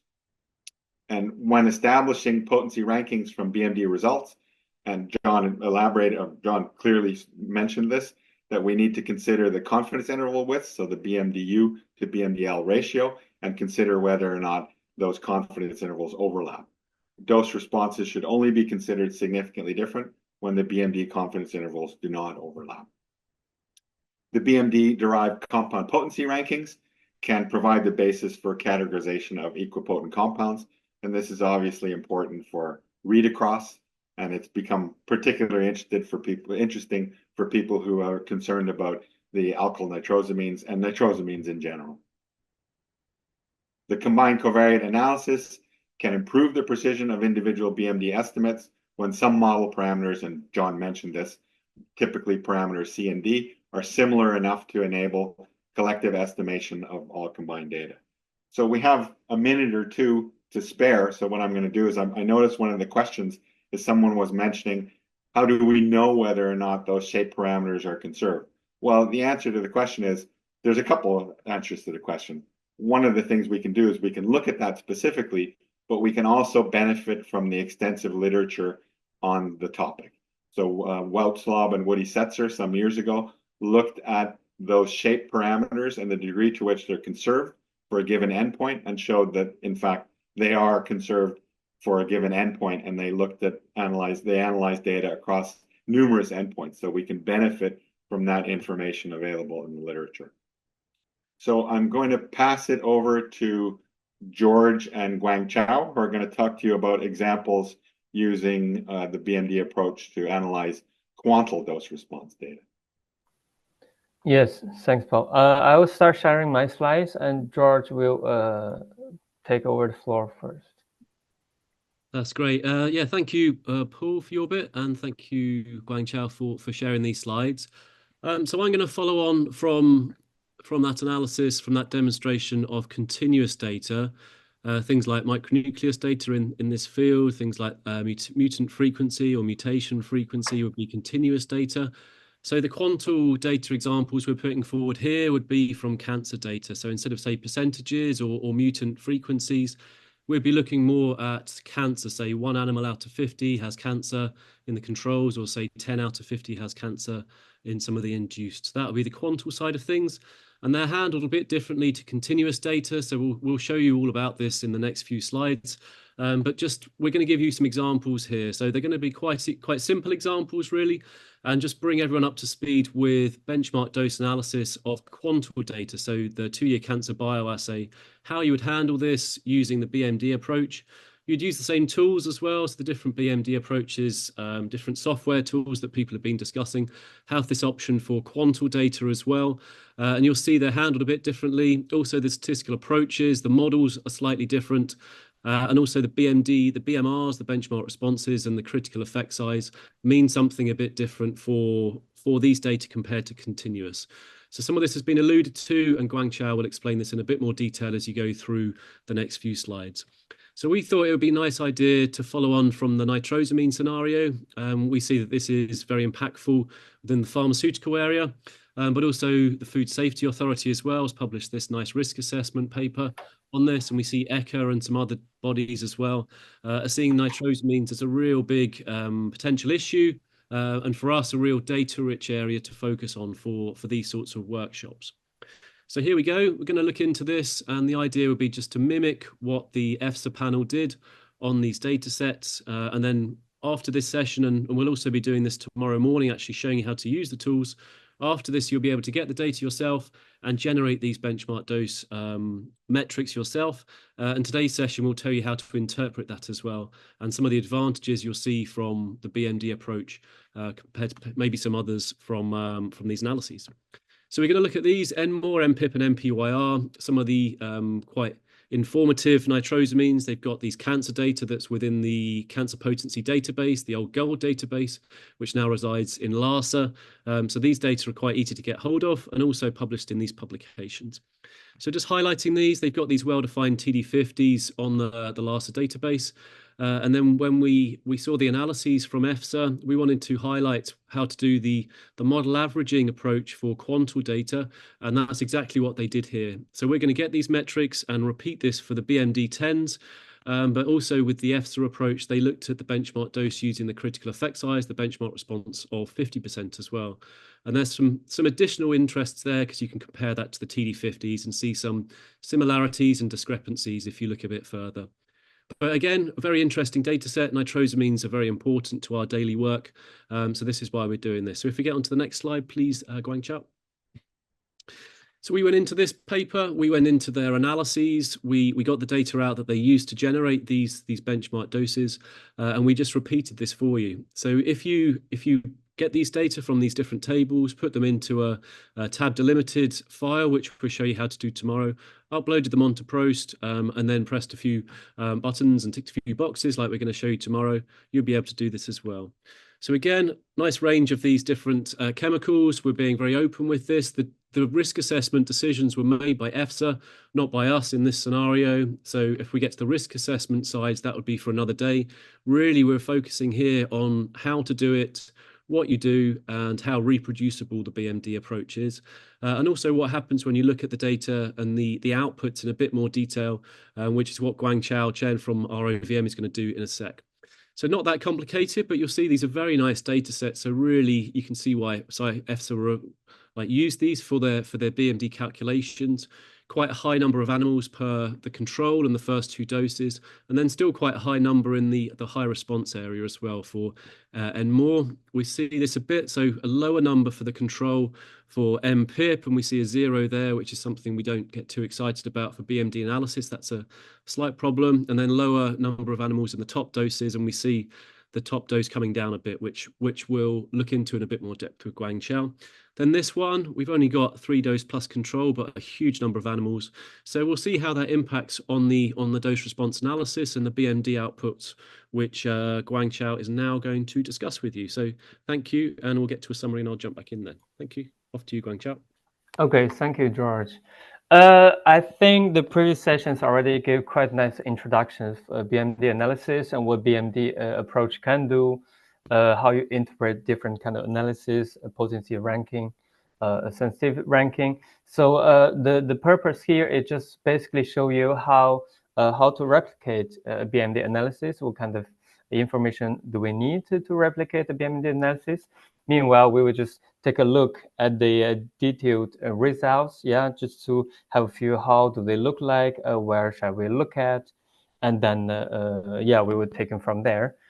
So start from the first basic things. So there's 3 compounds, and then like George said, as I already did the BMD analysis in their opinion, it's already published, and we would like to replicate it. And the first thing is that if we want to repeat the same analysis, what kind of information do we need? It's not really complicated. The first thing we need to know is that which tool did they use, and if it's possible, also the version of the tool. And of course, we will need the dose response data. And of course, for this opinion, for this 3 compound, you can find the information at the Annex B of this opinion. And meanwhile, there are also some other settings which are also important in order to replicate BMD analysis. One of the most important thing is the BMR, like we mentioned before. What is matrix? In this case, it's actual risk, and meanwhile, what's the value, which is 10%. Also, we mentioned that model averaging is now kind of like a standard way to do that. And also, when we perform model averaging, we would need to know how many bootstraps are they specified. So for this case, it's 200 for all the 3 cases. Then we start with the first compound, NMOR. then we start by looking at the data. So you always should look at your data first before you do your analysis. For instance, what kind of information do we have here? And we have the dose of and more, also the unit, and also how many dose groups, what values they are. And meanwhile, we have the number of animals with liver tumor. Meanwhile, we have the information of the total number of animals of each dose group, just like we mentioned when I do a BMD analysis. For quantum data, those are the three basic information that you need. Maybe some other added information could be helpful, but those are the basics. Meanwhile, you also would like to, look at your own data to have a feel before anything. How is it? Yeah. So you have different dose with the dose spacing, and you have the control group with only one animal with a liver tumor with a relatively large size of animal group. And meanwhile, with the increase of dose, you can see the number of animals with liver tumor also increased. And then at the high dose, basically 23 animals are observed to have the liver tumor out of 24. Basically, you see the tumor incidence increased from almost 0 to almost 100%. So if you just want to have a few, you would say, oh, this might be a good data set. Yeah. And then we continue with the analysis. So tomorrow we will show you to take the data and then upload the data, how to perform the analysis. For now, we just directly jump into the analysis, how they look like, and where we should look at. So here is the output of the BMD analysis with the tool for and more. On the left side, so what shall we look at? There are so many informations. Firstly, look at what kind of models are used for the model averaging. Here, I think we have 7 models in total, and their names. This is just for your information to have a feeling. Meanwhile, you should look at the model fit, just by visual checking to have a feeling how the model describes the data. And we can see actually for each model, they describe the data generally quite well, actually. So that's a good thing. And meanwhile, you also would like to look at your data set, because it's always good to know how good your data is, in the sense of performing BMD modeling. And here we see, just like we just mentioned, from the control group, there are very low tumor incidence, and the higher dose group is almost reaching 100%. And meanwhile, the dose spacing is quite nice. And then the dose response data basically captured the information of the dose response relationship at each range. So that tells you that this is a quite good dose response data set for the BMD modeling. And then you see, okay, this is a good study, And then if in the other case you saw something less ideal for the BMD modeling, then in that case you can also give the feedback, and then aim to a certain aspect that you could improve your study or study design in the future, which also one of the good thing to use the BMD modeling. After that, look at the single fit of each model. Then we look at the bootstrap, the model averaging. First thing is you may be curious, what's on the right side, So here we have the version of the tool. So in this case, it's actually prosed. And then it shows you what kind of data I used. This is quantum data. And then they also show you the confidence level of the BMD, which is 90%.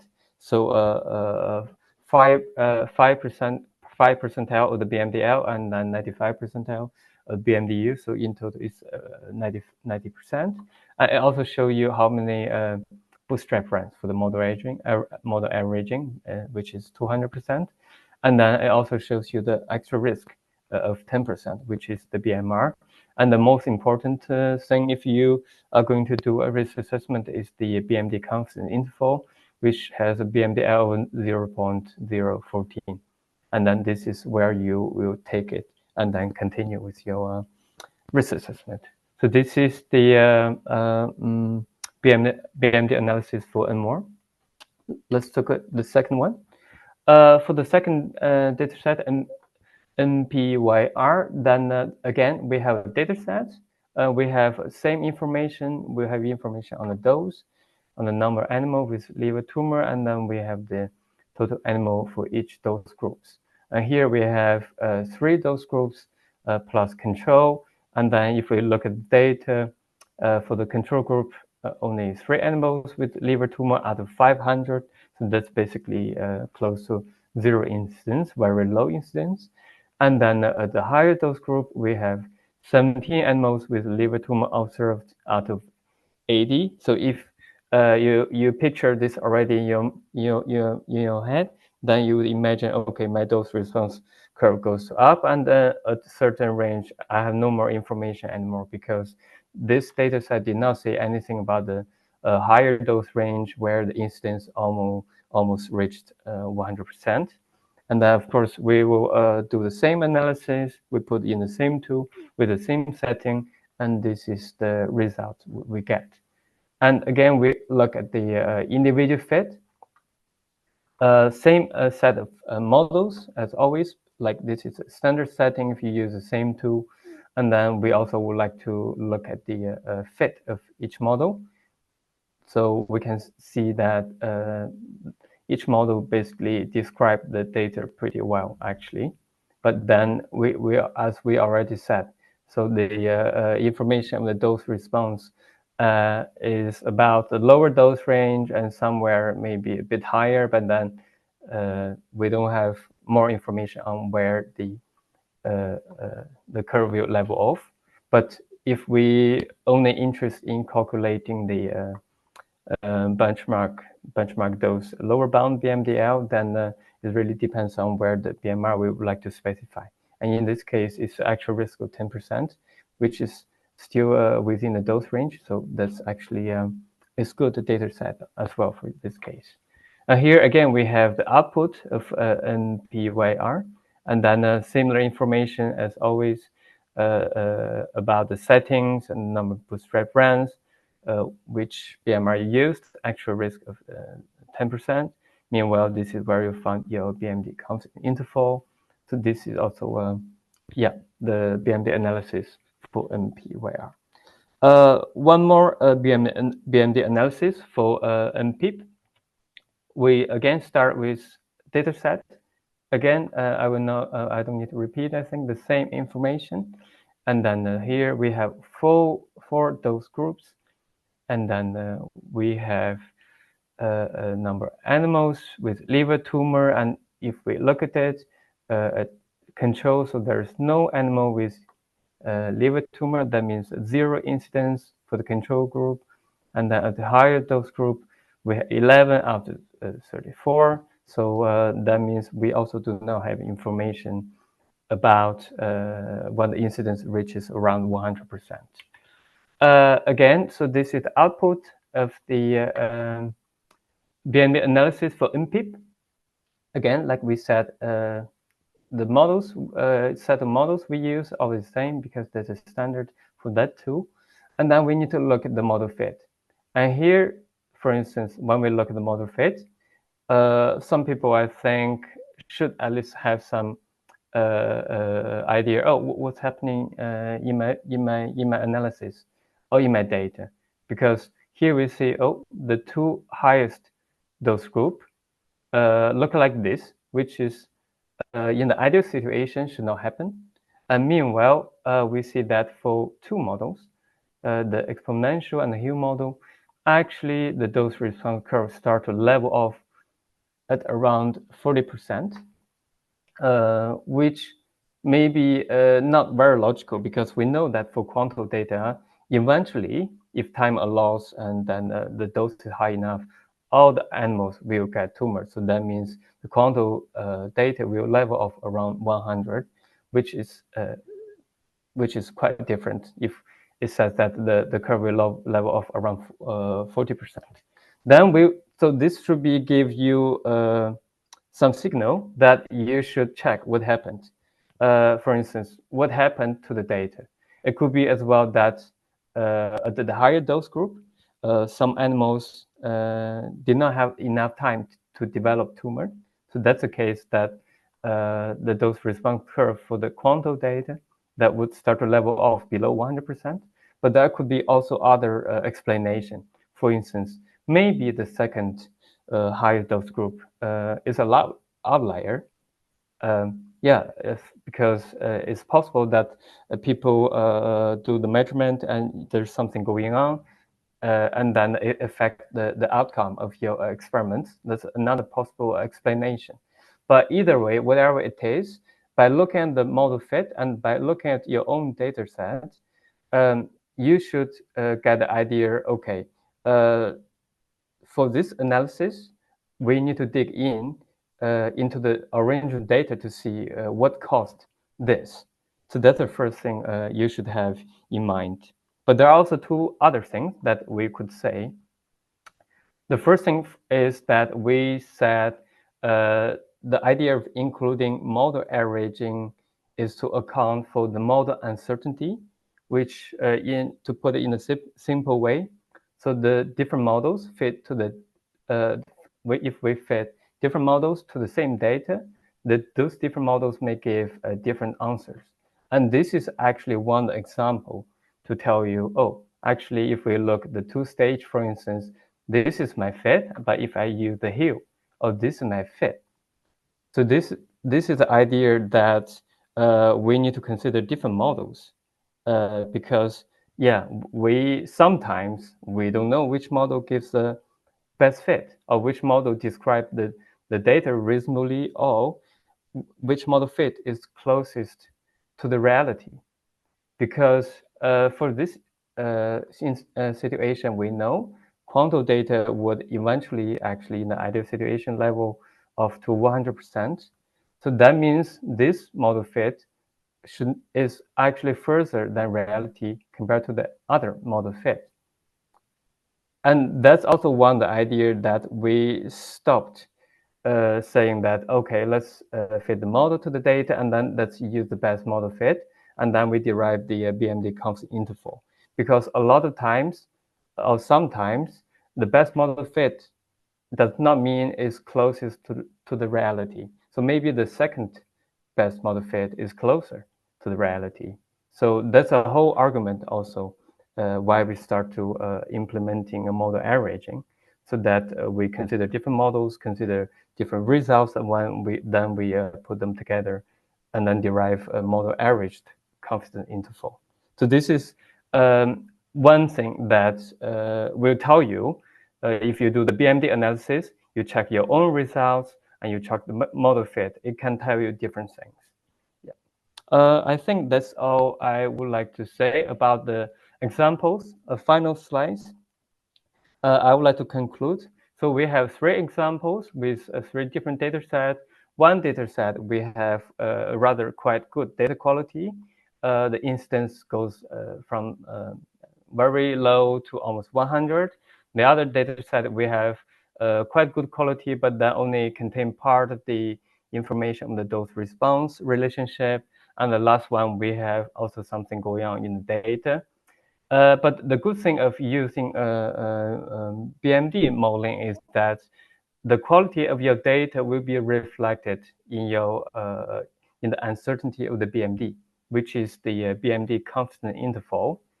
Another thing that we need to be aware of that in either case, whatever the situation is, the definition or the meaning of the BMDL, the lower bound of the BMD, will not change. So the BMDL is always the dose where the change in response is most likely to be smaller than the BMR you specified. And by most likely, we mean it can be defined by the confidence interval you specified. And in this case, it's the 95%. Yeah. So that's what we want to add. Just to summarize, so the first thing, again, is regardless of the quality of the data, the meaning of the BMDL does not change. And it can always serve as BMDL, serve as a point of departure, theoretically. And another thing is there are important considerations for the study design to support the BMD assessment. For instance, the number of doses should be one of the considerations, as well the dose spacing and also the number of animals per dose. And one more thing is, like, by these examples, we have demonstrated how you can actually replicate a BMD analysis and what kind of information you'll be needing in order to do that. As well as we also mentioned the model uncertainties, as well the model averaging, which can account for this aspect in your analysis.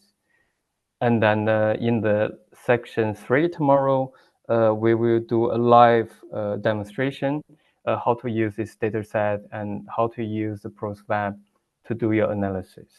And meanwhile, of course, we can still discuss the outcome of results. That'll be the end of my talk here. Thanks, Guangchao. And we're a little bit ahead of schedule, which is good because we'll have more time for questions and discussion. So I would ask that the people involved in the course turn on their cameras and we can address the questions. I see that some people put questions in the webinar chat. We'll try to get to those and we'll try to get to all the questions, but we'll start first with those that are in the question answer box. I forgot to mention that people can vote on the questions, and I've sorted the questions in the box by the number of votes. So I may as well start off. So I noticed that the first two that come up to the top, the two that have the most votes, are both about the Bayesian approach, and basically asking about the utility of the Bayesian approach relative to other approaches, such as that which we've discussed. I'm less well acquainted with the Bayesian approach, so I defer to others to answer that question. I can jump in first. Oh, I need to go back to the talk. Somehow it doesn't go. I need to open. I'm sorry. Oh, okay. So the question, the BMD approach we presented mostly relate to a frequency approach. So EFSA did have a Bayesian BMD approach right now, and then how this affect the findings.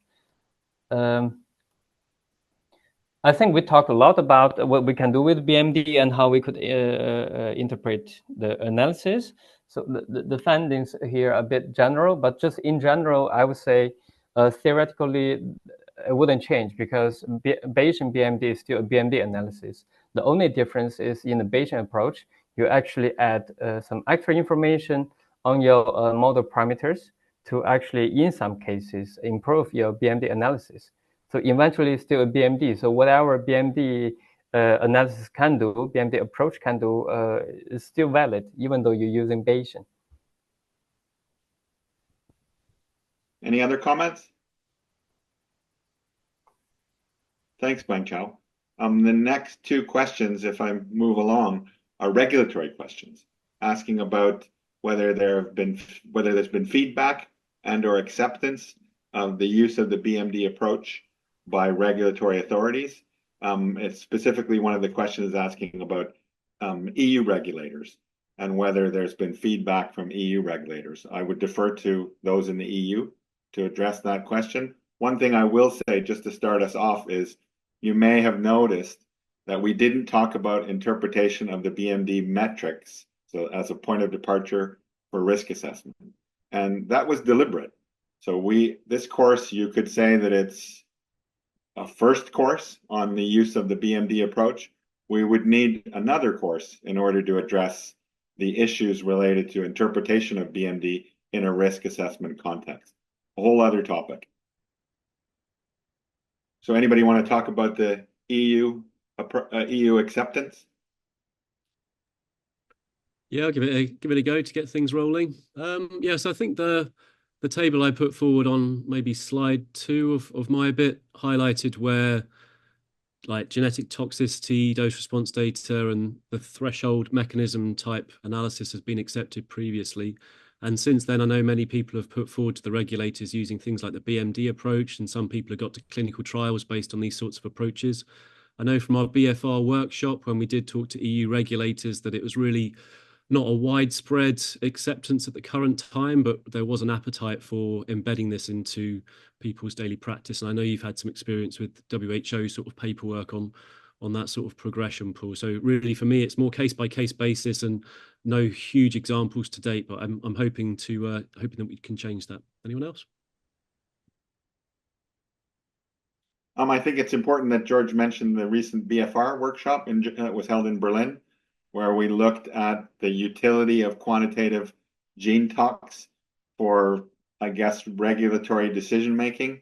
And the director of the BFR was very keen on using the benchmark dose approach, at least for environmental mutagens, to determine, for example, I guess an acceptable exposure limit for ubiquitous environmental mutagens, and using the BMD approach.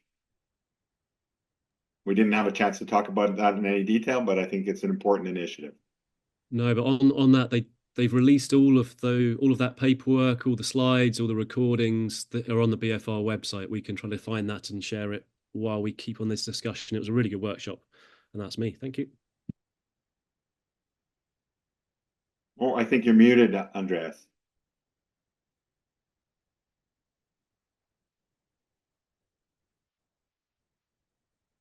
Oh, we still can't hear you. Okay, yeah, maybe Andreas can solve his technical issue.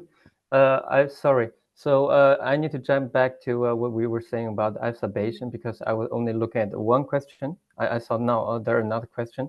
So the question was, I've switched the Bayesian approach last year, and what is our opinion, and then how the user should decide which approach to use. So this topic is not the main topic in this webinar, so I will just explain the situation briefly. So basically, RIVM, we as institute, we officially have a divergent opinions with EFSA about this EFSA Bayesian BMD approach, and everything is published online, also in the public consultation. In general, we do think Bayesian BMD is the way to go, but meanwhile, of course, you have a solid modeling framework, and then the way you derive your information for the Bayesian approach and how you use it should be laid out in a reasonable way, which is unfortunately not the case at this moment in our point of view. So at this moment, as RIVM, we have reservations about this EFSA Bayesian BMD. Yeah. Thanks, Guangchao. I noticed that there's, if I look at the questions that have received the most votes, there's one about disadvantages of the BMD approach, basically saying that we've only talked about advantages. I mean, my personal point of view is that if the goal is determination of a robust point of departure metric for potency ranking, mode of action determination, even for risk assessment, then I think there are many papers in the literature documenting that the BMD approach is the most robust. I don't know if anyone can talk about the disadvantages. Anybody want to comment on that? Yeah, so sorry, John, I just jump in because it is in that table that I presented from the IWGT. We did specifically write down 2 disadvantages, and John will probably come in afterwards. So one disadvantage was requires consensus on appropriate biologically relevant benchmark response, and that's why we put so much effort into coming up with this 50% for genetic toxicity data, with Andreas's paper being nice on that, Wout Slob's new approach with embedded in Prost, and then us with Paul White's heading publication on 50% for gene tox coming out. So we are addressing that disadvantage. And another one we put forward was continuous and quantal data are modeled differently. And I hope with our demonstration, we've explained that. And I think the model averaging overcomes that a bit. So those were the written down disadvantages. And I think John will come in with something else. No, thanks, George. That's absolutely great. I'm just thinking about the question more broadly, particularly as my perspective of someone that sits across academia and industry. And it strikes me, one potential disadvantage at the moment is without meetings like this, BMD analyses can be sent forward to regulators, and they may not necessarily be written up in a way that's clear enough for everyone on both sides of the table to really understand the nuance of the analyses and their power in a regulatory setting. So I think at the moment that's a potential disadvantage, and I think it's why meetings like this and meetings that break down divides between government, academia, industry, and regulatory sciences are so important. Thanks. I think if I don't read a table out again and have a more thoughtful response, I think a disadvantage would be it's a disadvantage compared to another approach. So I can't see a disadvantage compared to a no observed effect level for continuous data. I don't think there is one. I can't see one for quantile data compared to the tumor dose 50 using that type of extrapolation. So when you compare it to the approaches competing with, I can't see a disadvantage from that perspective. Yeah, just to add a bit, maybe we can phrase it as one challenging aspect is that, of course, BMD analysis is more picky about the data you use. And meanwhile, of course, in order to perform the BMD analysis, this approach is itself a bit more complicated. So some relevant knowledge also needed from this perspective. Okay, if I look in the chat, the webinar chat, there are also some questions. So just there's very quickly, there's one about combined covariate approach with tissue as a covariate and asking about what's the issue with that, and basically suggesting that is the problem that the values are not independent. Well, that's correct. So the tissues come from the same animals. Asking whether or not you could look at rat strain and tissue. So you can certainly do that. And you could look at rat strain for each tissue independently. That's what I would advise. That's what I would recommend. Any comment on that? Does that seem reasonable? John? No, that seems really reasonable, Paul. I just wondered if I could just give a little more detail on the nested effect with tissue. So you can imagine the issue with using tissue as a covariate is effectively multiple tissues are sourced from a single animal. And within that animal, it's quite likely that we have exposure correlation, and therefore it might be that in those tissues that are pulled from that single animal, the response data are more closely correlated. And the consequence, if we don't take into account that nested effect, is that we might get overly optimistic confidence intervals. So a way of thinking about this is it's analogous to embryo-fetal toxicity data, where we have observations of abnormalities arriving in individual fetuses, and inside a particular dam, they might also be correlated due to more closer similarity and exposure. So that's just unpacking that in a little bit more detail. Thanks. Any other comments on that? So I notice another question that received a fair amount of votes is asking about what factors can legitimately serve as covariates in a combined analysis. Some are obvious and more intuitive than others, like chemical or multiple tissues. Perhaps cells with different metabolic capacities might be an example for an activated genotoxicant. And is there guidance available around factors that could not serve as a covariate? Well, we've already discussed some of the complications with using tissue as a covariate, because the multiple tissues, as John mentioned, are sourced from the same animal. But otherwise, I mean, I think you can use whatever covariate is relevant for your research question. So if that hopefully makes sense. So we were interested in comparisons of variants of the transgenic rodent assay. So we did that comparison and used strain as a covariate. But in my work, I've been looking at DNA repair proficient versus deficient models, whether it's in vitro or in vivo, to look at mode of action. But essentially, whatever happens to be of interest for your particular research question. John, do you have a comment? No, Paul, I think that's absolutely great. In effect, the way I often think about it is most factors can serve as covariate, providing we're dealing with data for a common endpoint. So that's kind of quite important to bear in mind. I'm not aware of any specific guidance on factors that can be used as covariate. And to my mind, that's quite interesting. That's something to think about for the future in terms of making sure that these methods are clear and transparent. Thanks. Yeah. One thing to add, I think a covariate approach can be also kind of summarized into two very simple rules. The first rule is that you need to analyze exactly the same response, yeah, whatever it is, the same response. The second rule is that whatever the factor you're going to use as covariate, the subgroups cannot be dependent on each other, or on the other way, the subgroups have to be independent from each other. And I think that says a lot. For instance, different strains, that different individuals. So there's no way they are actually related to each other, but the organs, they can come from the same animal. So actually, if an animal is larger than probably different organs, they also are higher, also heavier.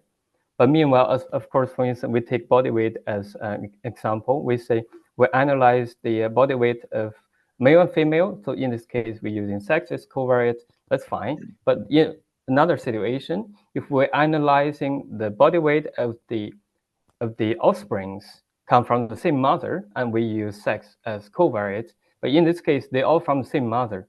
So the same mother, then they would also influence the body weight of the offspring. So instead of also only looking at the factor you're using, you have to look at your own data and just make sure the data of your subgroups do not depend on each other. Just two simple rules, I think. Yeah. Thanks, Guangchao. That's helpful information. George? I think just a related comment, not direct answer, but a related one would be how this approach was, how it was sort of come up with from the Slob and Setzer paper on shape and steepness of toxicological endpoints, where across an endpoint there was this shared shape parameter seen. Oh, good time to start coughing. Shared shape parameters seen between the different chemicals across the same endpoint. So the foundation of this covariate approach does rely on that shared shape parameters from that huge data set, and we've sort of built on there from there onwards. So it is statistically proven from that paper and our work thereafter. So just a related comment. Okay, if I look at the questions, another one that received a fair number of votes is basically saying there are a variety of assays that can be used to consider genotoxicity. Is there a recommendation for which assays and which BMD can be used to define a POD, point of departure, in risk assessment? So some will be conservative, others might be less conservative. Is there a recommendation? Well, if I start off, I would say, I don't want to seem evasive, but that's a very huge can of worms. And I think that in large part, those issues are outside the scope of this particular course. So I know that's a bit of a disappointing answer, but I think that maybe we need to put our heads together to have a follow-up course where we address issues related to risk assessment. I'm not sure if others want to chime in on that. No, I would have your reserved response as well, but working so many years with Kerry Deerfield, I think he would come in and say, why can't gene tox BMDs from the different endpoints be put into the mix of other BMDs for other toxicological endpoints, and look into it that way and see which is the most relevant for each chemical in turn. So sort of batting it off again, but that would be an additional response. Thanks, George. Another question that received a fair number of votes is about BMD tools and how they compare to each other and which tools might be selected and deemed as advantageous relative to other tools. Well, that's also a difficult question to answer. I think different tools have different advantages, and in large part, actually, they're well aligned. So with respect to the types of models that are used, the way model averaging is carried out, I'm not sure, Guangchao, do you want to chime in there? Sure. I think the differences between the tools can be two things. One thing is like how user-friendly the feature is. For instance, RIVM has the PROST web application, which is quite easy. You can just click. The other is the R version that you need to have some basic knowledge of R. The same for the BMDS from US EPA. There's an Excel sheet version, I think, and there's a web version. The other difference between the tools could be also the differences between methodologies, all the purposes. If I recall, there's one BMD tool from America, which is mostly for toxicogenomic data, so something like that, right? Yeah, so that's Right. one thing. And the other, of course, we know in Europe, for instance, we had this frequent approach of the BMD analysis from RIVM, and the EFSA has both, which is the frequency, which is based on PROST, which also had the Bayesian. So about that, now I think it's a matter of which tool you trust the most, I would say. Yeah. Yeah, and one thing I would add to that is the ability to do batch processing. So some of us, and I know John has encountered this in his work environment, some of us are interested in doing BMD analysis across a large number of compounds. So let's say if you have 50 compounds. So I think some of the tools are better suited for those types of analyses. I know that in the US, they've now created Toxic R, which allows you to create a pipeline for BMD analysis. So there's some advantage there, but it's in the R computing environment. So the disadvantages, and as Guangchao alluded to this, is that you need to have some familiarity with R programming. Oh, could I add one thing to that before we move Sure, on? of course, yeah. I just wanted to add, everyone, from my perspective with the GSK hat on, one of the things I often think about also is the reproducibility of my analyses. So on the day-to-day, I tend to use the prose package in R, and I script my analyses as opposed to carrying them out on the web tool. And the reason is afterwards I can package up my code and dependencies such that in 10 years' time, the values are reproducible. And so that's another factor which weighs into my decision making personally about which tool I choose to use. Thanks. Thanks, John. Another question that's received a fair number of votes are, how do you decide and justify which compounds to combine in one analysis? Well, I think, again, that depends on your research question.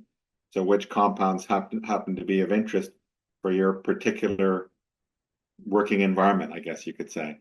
So I know there's a lot of interest in the alkyl nitrosamines and in the nitrosamines and related compounds more generally.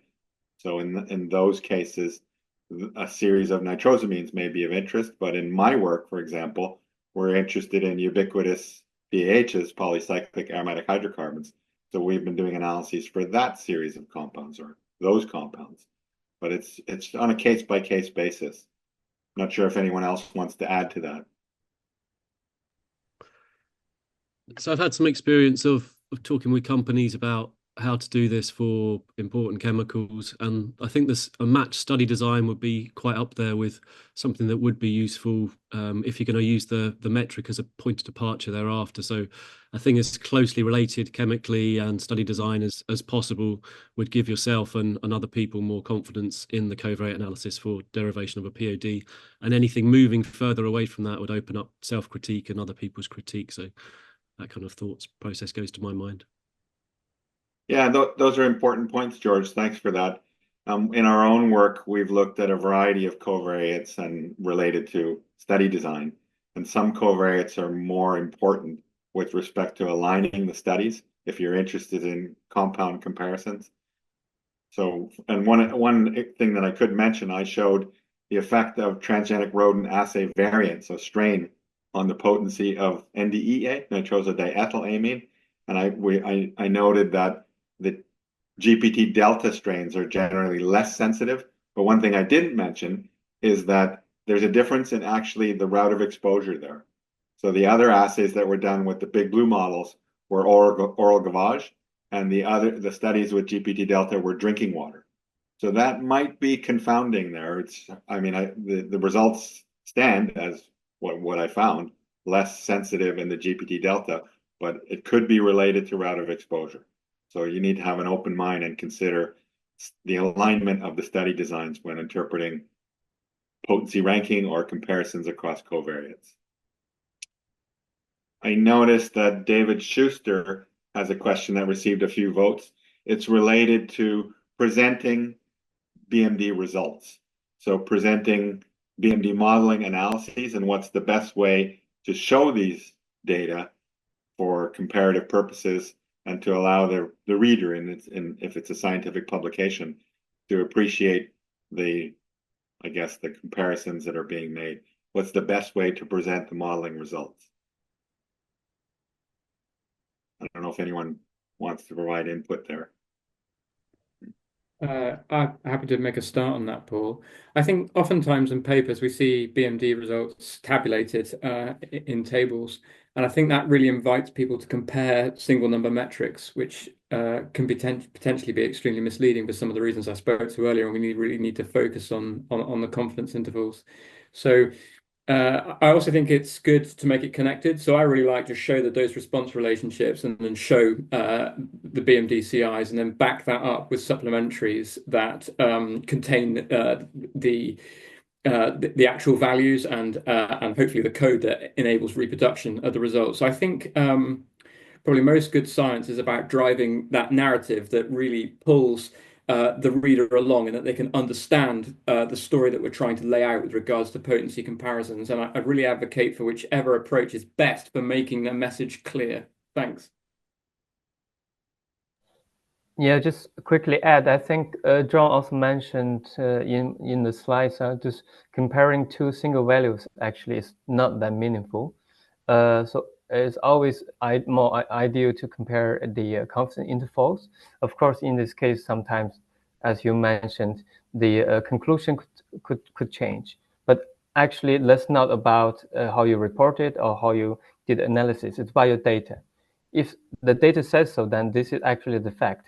So if you don't report if you don't report the confidence interval and only use BMD instead, then basically the issue is hidden behind.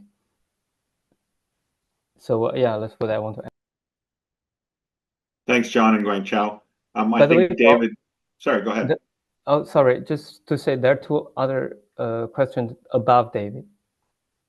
About, sorry? Two other questions above David after this question. Oh, okay. Well, go ahead. I didn't see them. You should go ahead. Yeah, from Stephanie, I think. One question is that a BMD analysis makes sense with only 3 dose groups. For most cancer bioassays, only 3 dose groups are available, leading to linear curves in some cases. Which model should be applied in such cases? If I just continue with the question, I don't see why it doesn't make sense, because yeah, 3 dose groups are not a lot, but still it depends on the quality of the data, and you wouldn't know until you're actually going to analyze it.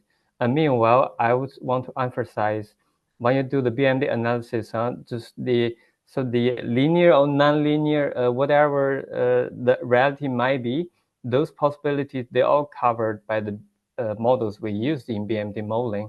So I wouldn't say the linear curves or non-linear curves is a consideration in this case. It's not really relevant though. Yeah, that's my understanding. Thanks, Guangchao. There is another question about John's presentation about how BMR doesn't matter when comparing potencies, basically saying that surely that only applies if response shapes are conserved. I don't know if you want to comment on that, John. Yeah, that's a really good observation. You can imagine where the shape's conserved. You can imagine if you draw a line across those plots, it's always going to break through, for instance, each compound in order, and it won't be that if you choose different BMRs, the potency orders shift. So Slov and Stetzer's conserved shape paper shows that C and D parameters are highly conserved within an endpoint. A practical benefit of that is that potency comparisons are extremely robust under those circumstances. Thanks. Yeah. To add on top of that, another assumption underlying is that all the dose response curves, they are parallel on log dose, and this is one assumption which is very important for potency calculation.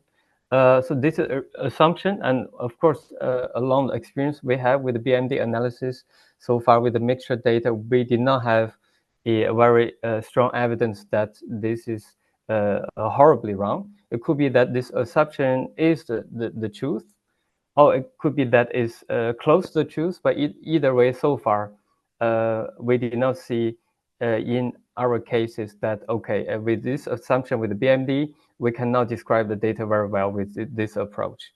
That's one thing I need to add. And I could add that Guangchao and I are involved in a publication now that's going to be coming out soon, where we've looked at a variety of issues like model selection and dose response, this conservation of dose response shape. I see there's another question about efforts to establish a standardized framework for regulatory interpretation of BMD values from genotoxicity data and to support regulatory acceptance. So there are ongoing efforts, and it's a bit too much to go into here and now in great detail. But one of the things that we've been doing, and others can elaborate, is we've been looking at what would be or what could be considered an effective benchmark response, BMR, for interpretation of in vivo genotoxicity dose response data. And several of us have mentioned 50%. And there's a detailed paper by Andreas. I know Andreas is having trouble communicating, but he's done some detailed analyses showing that you certainly need a higher fractional increase as compared to the 10% and 5% that had been recommended some time ago. And our recent paper that will hopefully come out soon is recommending 50%. And in fact, the 50% value has been used in, I don't have the exact number, but it's probably coming up to near 10 papers where 50% has been used. I'm not sure if anyone else wants to elaborate on regulatory acceptance.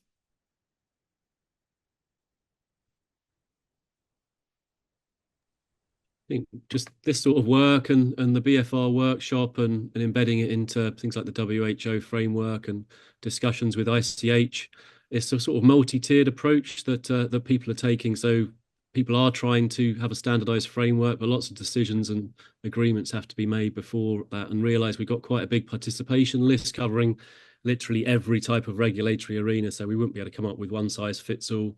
But these sorts of expert workshops where we look at the uncertainty factors that Paul discussed and how you could even use this type of thing with the margin of exposure are things that we've discussed and presented and published on as well. So we're trying to get the publications out there. We're discussing with these different guideline producers and everything. So we're getting there in a slow way, and the more everyone learns and supports, I think the better. So that's my answer. Well, thanks, George. And as George mentioned, we've come a long way. And he showed that figure where he had the timeline of research progress. When we started doing this work way back when, we weren't even sure whether the benchmark dose approach was really the most robust approach for interpretation of genetic toxicity dose response data. And now we've advanced significantly to the regulatory issues and the acceptance of benchmark dose analysis for risk, for interpretation of the data in a risk assessment context. And this BFR workshop that George mentioned again is certainly was a landmark event in moving this forward to regulatory acceptance. And I'd say look forward to receiving or noticing a publication on this summarizing the results of this workshop. I think it's going to be coming out fairly soon. Another question that received several votes is about the use of 10% or 10% extra risk for cancer bioassay data analysis, BMDL10, rather than BMDL50 for the continuous data that we showed, and asking whether or not if that's a general recommendation, BMDL10 for cancer versus BMDL50 for continuous data. I don't know if you want to take that one, Guangchao. No, I think that we're going into the direction of risk assessment again. But I think from the guidance in Europe, the BMDL10 is a standard if there's no other information for your risk assessment. But meanwhile, I think 10 or 50, yeah, this choices also need to be taken into consideration in the following steps in the risk assessment. And as far as I'm aware of, there are different approaches to do the risk assessment for instance, carcinogenic compounds. So there are linear regression, there are non-linear, there are MOEs, there are also the margin of exposure approach, and also probabilistic approach. And in each approach, yeah, different aspects will be taken into consideration. For instance, for the linear, you wouldn't consider the interspecies or interspecies differences. And then for the margin exposure, those are considered. And meanwhile, but the high or low risk is not. So I think it's a bit more complicated. So it's not only like 10% or 50% is suitable or not. You also need to know like which approach you're using, and then of course also evaluate. Take one example. So at RIVM, we have the probabilistic approach to do the risk assessment. And in that case, of course, the BMDL10 is a standard, but meanwhile, of course, you need to extrapolate this 10% incidence to a very low cancer incidence. Otherwise, 10% BMR is not acceptable for in the view of risk management. So what I'm trying to say is these choices should also be related to the approach in risk assessment. Yeah. Thanks, Guangchao. Go ahead, George.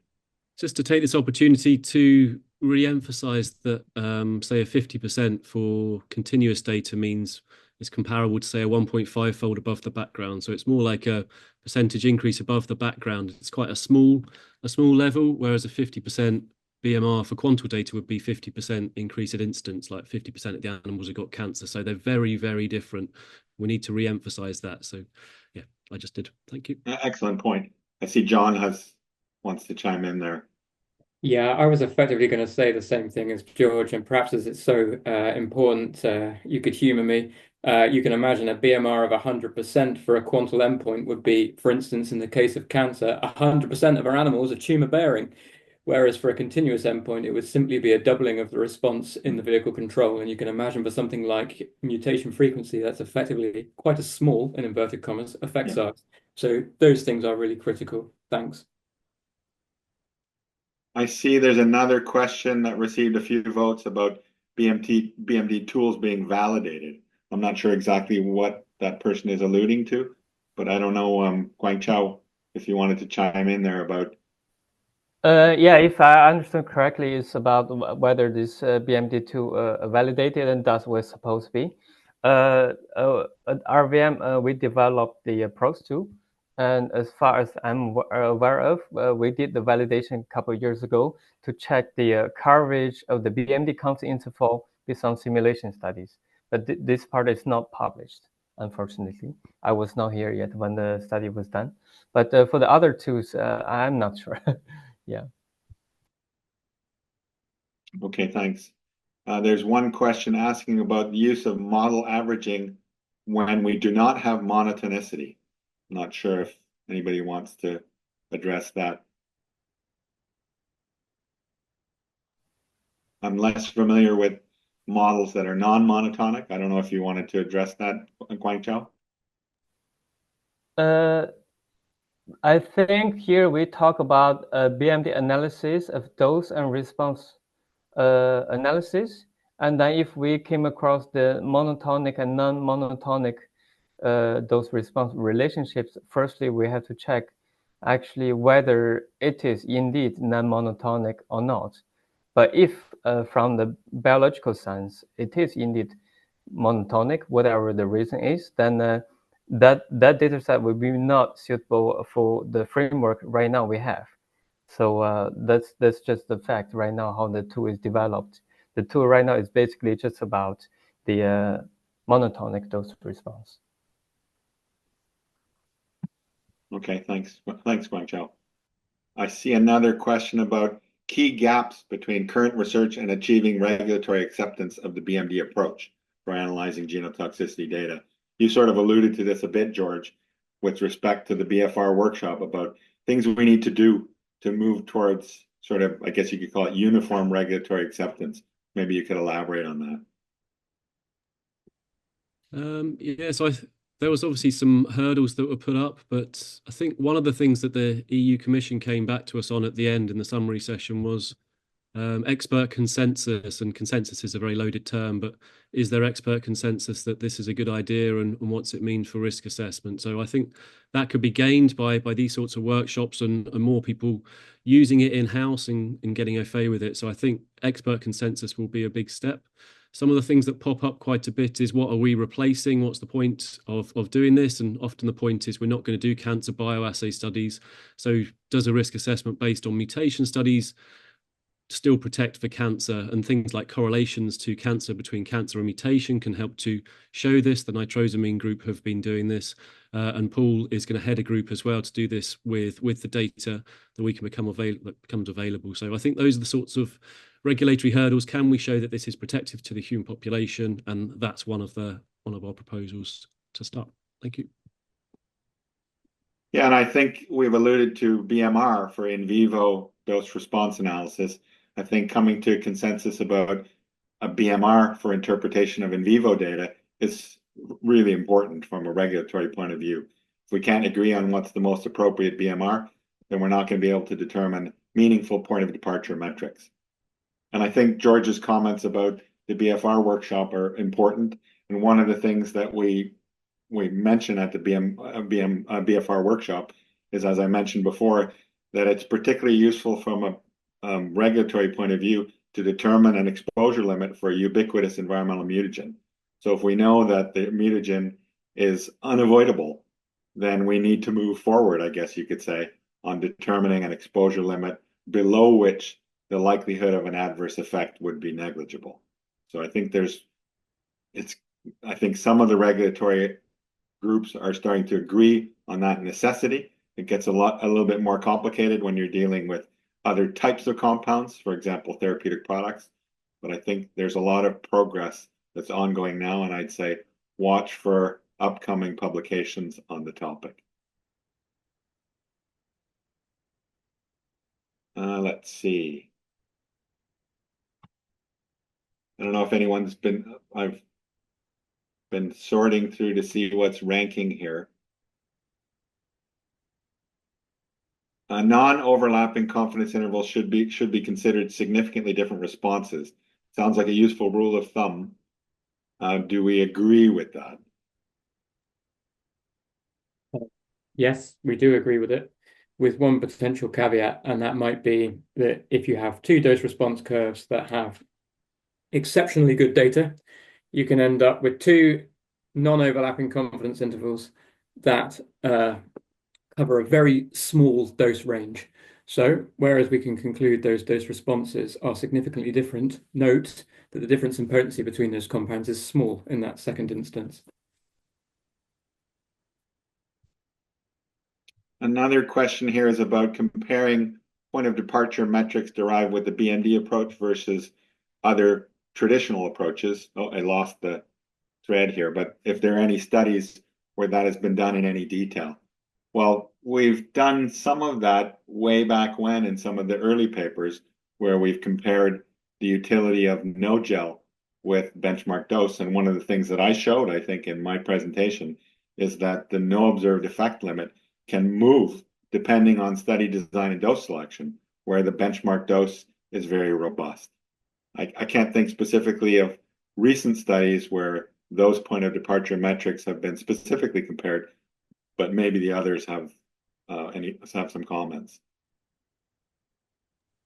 I think you're right, Paul. I think they were from some of those early papers that I alluded to on the left-hand side of that flow chart, the Golopudi one, my one in 2014, and maybe the McGregor ones as well, where we did discuss this and highlight those differences between BMD metrics and mostly no observed effect level metrics. So I think you're right with that. We haven't had anything much on that since. I see a question here from Les Riccio about NDMA, saying that it's cytotoxic in liver, causing large increases in regenerative proliferative responses and fibrosis. How is this accounted for with these models? And does the regenerative proliferation caused by NDMA, is it the reason why it is an outlier among the group of nitrosamines? I think that the mechanism by which the responses at specific doses are manifested is not necessary. It's not necessary to consider that when doing the dose response analyses. So I'm not sure if someone wants to respond to that in more detail. Sure. I'm happy to speak to that. So I think Les makes really good points. In essence, the model doesn't account for that in its own right. It may be sometimes that the technique does. So you can imagine if we were using error-corrected sequencing, we might be able to correct for clonal expansion events, for instance. But this is clearly based on having expert knowledge of the technique that you're using to enumerate your response and needing to take into account some of those things that Les brings up when it comes to interpreting data, because whereas it may be that some of those factors contribute to the highly sensitive response in the liver for NDMA, you can imagine that it may also be about some of the other tissues may show lower responses simply because they're much further removed and have much lower exposure to the metabolically activated compound. Thanks. Just a one sentence one. So on the cancer TD50 acceptable intake to the mutation TGR BMDLs, it's not an outlier, so it does actually line up within that correlation. So just for additional information. Okay, thanks. And just a couple of comments about ongoing research that George has mentioned as we're teaming up with LASA and RIVM so George Guangchao and I with Lhasa, to look in more detail at relationships, empirical relationships between cancer potency and mutagenic potency. And so hopefully those results will move forward and papers will be coming out in the not too distant future. There's another question here about whether the BMD approach can be used if the data are not normally distributed. I don't know if Guangchao, if you want to have a stab at that. Yeah, I wonder if people can also speak up, right? Instead of typing answers, question. I need to first want to ask a question about the question, like what is the idea the data are normally distributed? Because as far as we think, for continuous data, you cannot measure anything which is 0 or below 0. Basically, you cannot have 0 or negative measurements. So that means normal distribution is already excluded in the distribution for your continuous endpoint. In that case, log normal distribution is actually the default for continuous distribution. And also saying that, of course, you can always BMD approach for analyzing a data like this. But also for quantum data, of course, it's about chances. It's about 10 out of 100 of everything. So it's very statistical, but it's that quantum data has a binomial distribution. So I think that's not what you're asking about here. Yeah, that's what I want to say. Yeah. And I just wanted to mention that this paper that I alluded to, that Guangchao and I are involved in, addresses this issue of distributional assumptions and the log normal assumption in BMD analysis. Let's see. There's one about how we can use potency ranking in a regulatory setting. Does the regulatory don't they, and I think they're referring to a regulatory authority, want actual BMD values? And if so, is the choice of BMR still critical? Well, I think, John, you addressed this to some extent. Yeah, I think I did. I would recommend showing a plot of the confidence intervals because it's just really critical to interpretation, as I've spoken to a lot, but making sure that the values underpinning it are tabulated. The benchmark response size will obviously shift the values, but the relative difference between the potencies should remain similar. So it depends whether the goal is potency comparison or to take one of those values and then extrapolate forward from it to create, for instance, a limit. In the latter instance, the BMR is extremely important. In the former instance, it shouldn't be very important, particularly in a combined analysis. Thanks. And I would say that with respect to data reporting, and this relates back to David Schuster's question, it's extremely important to report the confidence interval. So, that's one of the advantages of the BMD approach, is that you can report the confidence limits on the BMD, and you can compare those confidence limits for determining relative potency. I'm just looking at the questions here. Bear with me. I think I need to hear more about John's analyses. One in vivo study in multiple tissues, and the inability to use tissue as a covariate. So is this because he used model averaging or some other factor? Well, I think we addressed this to some extent. I'll let you go ahead and address it, John. Yeah, so perhaps I just take one more go at that. It's not about model averaging or the approach. It's just imagine we're at necropsy and we're collecting tissues from one animal. You can imagine multiple tissues taken from that animal. We don't want to waste anything and make sure we're in line with 3R's initiatives. The issue, however, is exposures in those tissues within that animal are likely to be correlated.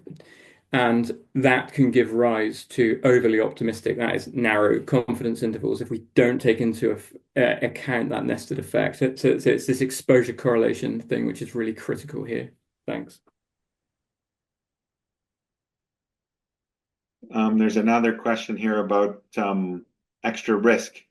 Is risk of 50% not too high? Is this high percentage almost always observed in a study? Well, we addressed that in part already. I think George addressed that. Well, certainly 50% would be too high for a quantal data analysis. for something like tumor data, but not necessarily for continuous dose response data, where 50% increase would only be a 1.5-fold change over control. 50% for quantal cancer data would mean that 50% of the animals have tumors, which of course would be an extremely high value. I don't know if anybody wants to add to that. Can I just add one thing to that, Paul? Sure. You can imagine in the continuous instance that Paul spoke to, which is where the 50% recommendation applies, that 1.5-fold increase above the mean is quite likely to lie within the spread of the animals in the vehicle control itself. So effectively, we see it's quite a small effect size. Thanks. Well, just to use that to pick holes in the TD50 as well, the 50% would be used for the TD50, and often that's above all the data that you've got. So it's a massive extrapolation and not always based on great data. There's an interesting question about the different tools. Does the result vary with the different tools for the same data and the same input? Maybe Guangchao, you can address that. That certainly can happen. Depends on, like I mentioned, for instance, if your data is really good, the dose response relationship is quite clear from the data, then you can imagine different tools may give you similar answers.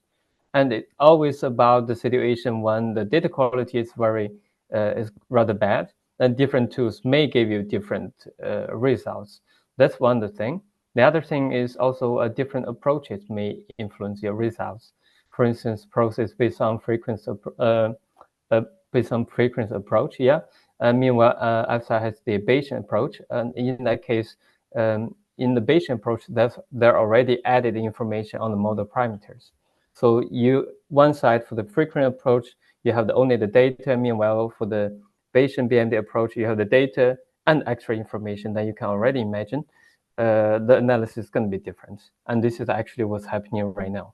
Then, of course, you need to question, yeah, how much do I trust those added information in the approach? And that's why it's critical, yeah. But indeed, it can happen. Thanks, Guangchao. There's one question here about cancer bioassays, which is an interesting question. In some cases, only the high dose groups show an increase in tumor incidence. Can we still do BMD analysis on those data?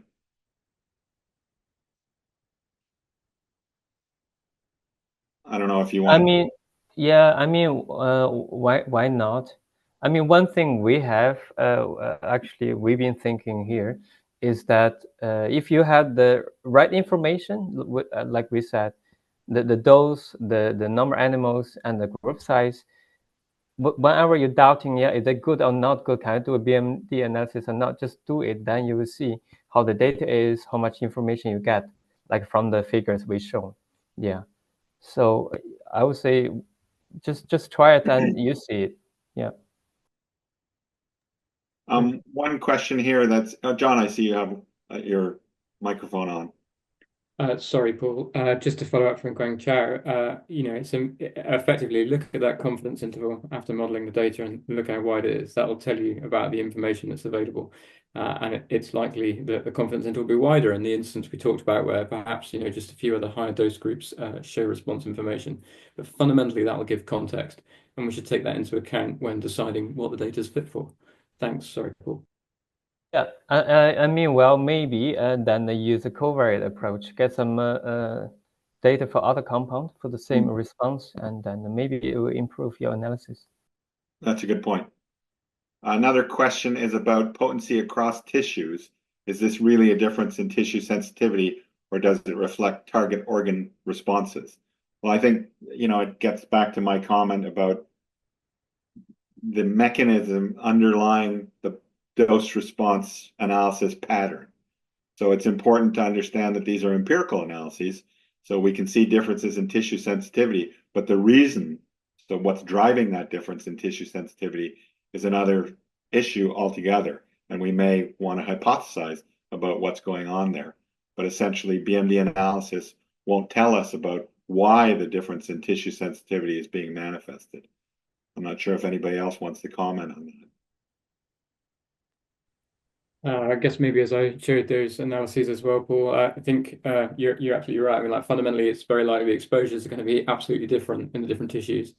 To my mind, just what's interesting really about the cross-tissue analyses is the hypothesis building that it enables for why, like how big is the magnitude of the differences that we see, which tissue is most sensitive, that feels very important for regulatory purposes. What's the magnitude of the difference, and what might be giving rise different exposures, sites of metabolic activation. It just allows for hypothesis building, and it's that, to my mind, that makes those analyses important. Thanks. Okay, I'm just looking at the questions here. I see we're at 10:01, but maybe just one last question. I see Steve Jertinger has commented on the fact that there may be examples in the literature where tissue was used as a covariate, and doesn't that sort of muddy the water with respect to the problem of the tissues being nested in the same animals? I don't know if John, if you want to comment on that. Yeah, I think potentially it does, Steve.